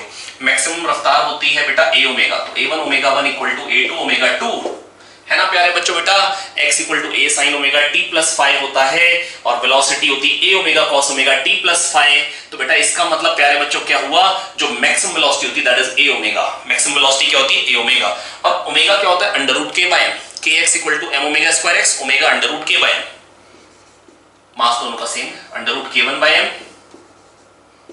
a2 under root k2 by m। यहां पर आप बहुत आसानी से मास बराबर है मास कट जाएंगे, a1 बाय a2 आ जाएगा under root of k2 by k1, under root of k2 by k1, that is option 4th। Question number 45 binding energy पर न्यूक्लियॉन का क्वेश्चन है, पूछ रहे हैं एनर्जी रिलीज किस किस प्रोसेस में होगी। 100 तक कांस्टेंट है, ऐसा ग्राफ दे रखा है बाइंडिंग एनर्जी पर न्यूक्लियन का। मैं आपको याद दिलाना चाहूंगा कि अगर कभी भी कोई न्यूक्लियर रिएक्शन होती है तो बेटा आप करते क्या है, पहले तो नंबर ऑफ प्रोटॉन्स और न्यूट्रॉन्स बराबर करते हैं। तो बेटा मैं बस आपको यह समझाना चाह रहा हूं जितने प्रोटॉन न्यूट्रॉन्स इधर हैं उतने ही प्रोटॉन्स न्यूट्रॉन्स इधर हैं। तो बेटा अगर मैं बस आपको यह कहना चाह रहा हूं, आप ये मान सकते हैं एनर्जी कितनी रिलीज होगी। बेटा पहले आपने क्या किया, ए बी को तोड़ के प्रोटॉन न्यूट्रॉन्स बना दिया, फिर प्रोटॉन न्यूट्रॉन्स कंबाइन करेंगे CD बन जाएंगे तो एनर्जी रिलीज होगी। तो बेटा ए बी से प्रोटॉन न्यूट्रॉन बनाने में एनर्जी लगानी पड़ेगी, ए बी से प्रोटॉन न्यूट्रॉन बनाने में एनर्जी लगानी पड़ेगी, प्रोटॉन न्यूट्रॉन से CD बनेंगे, एनर्जी रिलीज होगी। तो बेटा नेट में कब रिलीज ज्यादा होगी, जब लगानी कम पड़े और निकले ज्यादा, मतलब प्रोडक्ट की बाइंडिंग एनर्जी ज्यादा हो। बेटा बाइंडिंग एनर्जी होती है जो एनर्जी तोड़ने के लिए लगानी पड़ती है प्रोटॉन न्यूट्रॉन्स में, या प्रोटॉन न्यूट्रॉन कंबाइन करते तो जो एनर्जी रिलीज होती है वो बाइंडिंग एनर्जी, दोनों में से कोई भी एक भाषा यूज कर सकते हैं। बाइंडिंग एनर्जी वो होती है जो एनर्जी रिलीज करती है जब प्रोटॉन न्यूट्रॉन से न्यूक्लियस बनता है, या प्यारे बच्चों आप कह सकते हैं बाइंडिंग एनर्जी होती है जब मेरे को तोड़ना हो जो एनर्जी लगानी पड़ती है। बेटा यहां पर अगर रिएक्टेंट को तोड़ेंगे तो मेरे को प्रोटॉन न्यूट्रॉन में एनर्जी लगानी पड़ेगी। बाइंडिंग एनर्जी ऑफ रिएक्टेंट मेरा खर्चा आएगा और प्रोडक्ट जब बनेगा तो रिलीज होगी। तो रिलीज ज्यादा हो और लगे कम तो नेट में रिलीज होगी, मतलब प्रोडक्ट की बाइंडिंग एनर्जी ज्यादा होनी चाहिए। इसका मतलब जब 51 से 100 वाले कंबाइन होंगे तो बेटा ज्यादा बाइंडिंग एनर्जी पर न्यूक्लियन वाला प्रोडक्ट बनेगा। 51 से 100 कंबाइन होंगे तो 100 से 200 वाला बनेगा, ज्यादा बाइंडिंग एनर्जी वाला प्रोडक्ट बनेगा तो एनर्जी रिलीज होगी। जब फ्यूजन होगा 51 से 100 वालों का, या जब फिजन होगा 200 से ज्यादा वालों का, ताकि जब 200 का होगा फिजन तो 100 वाले बनेंगे। कह रहे हैं fission of nucleus lying in the mass range of 200 to 260 will release energy. बिल्कुल सही बात है, दैट इज दो स्टेटमेंट सही है, बी एंड डी। बेटा जब 200 से 260 वालों का फिजन होगा तो 100 से 130 वाले बनेंगे, ज्यादा बाइंडिंग एनर्जी वाला प्रोडक्ट बनेगा, रिलीज ज्यादा होगी। जब तोड़ना होता है तो बाइंडिंग एनर्जी रिएक्टेंट की लगानी पड़ती है, और जब बेटा जब प्रोटॉन न्यूट्रॉन कंबाइन होते हैं प्रोडक्ट बनता है तो एनर्जी रिलीज होती है, निकलनी चाहिए नेट में। तो इसका मतलब बाइंडिंग एनर्जी प्रोडक्ट की बेटा निकलती है तो नेट में निकलेगी कब, जब बाइंडिंग एनर्जी प्रोडक्ट की ज्यादा होगी। जब 51 से 100 वाले फ्यूज करके बड़े न्यूक्लियाई बनेंगे तो बेटा 100 से 200 वाले तो बाइंडिंग एनर्जी प्रोडक्ट की ज्यादा है, और जब 200 से 260 वाले बेटा जब फिजन होगा उनका इक्वल फ्रेगमेंट्स में तो बेटा नेट में क्या होगी, रिलीज होगी। तो मेरे को लगता है प्यारे बच्चों मैं बड़े आराम से आपको समझा पाया हूं। बेटा एनर्जी तब रिलीज होती है जब बाइंडिंग एनर्जी प्रोडक्ट की ज्यादा होती है। मेरे को लगता है कि आपको समझ में आ गया होगा। फिर भी अगर समझ में ना आए तो मेरे को एक बार टेक्स्ट करें, मैं अगले वीडियो सॉल्यूशन में उस चीज को इनकॉर्पोरेट करना चाहूंगा, है ना। और कोई भी सजेशन हो तो आप मेरे को व्हाट्सएप कर सकते हैं, लेकिन आप मेहनत करते रहें पूरे तरीके से, अगले FST को बहुत ध्यान से देंगे, लगातार एफर्ट करते रहेंगे। All the best. हर बार मैं कोशिश करता जाऊंगा, जो मेडिकल के बच्चे भी यहाँ से गए वैली से, उनके टेस्ट थोड़े से पहले हो रहे हैं, सॉल्यूशन बाद में मिल रहे हैं।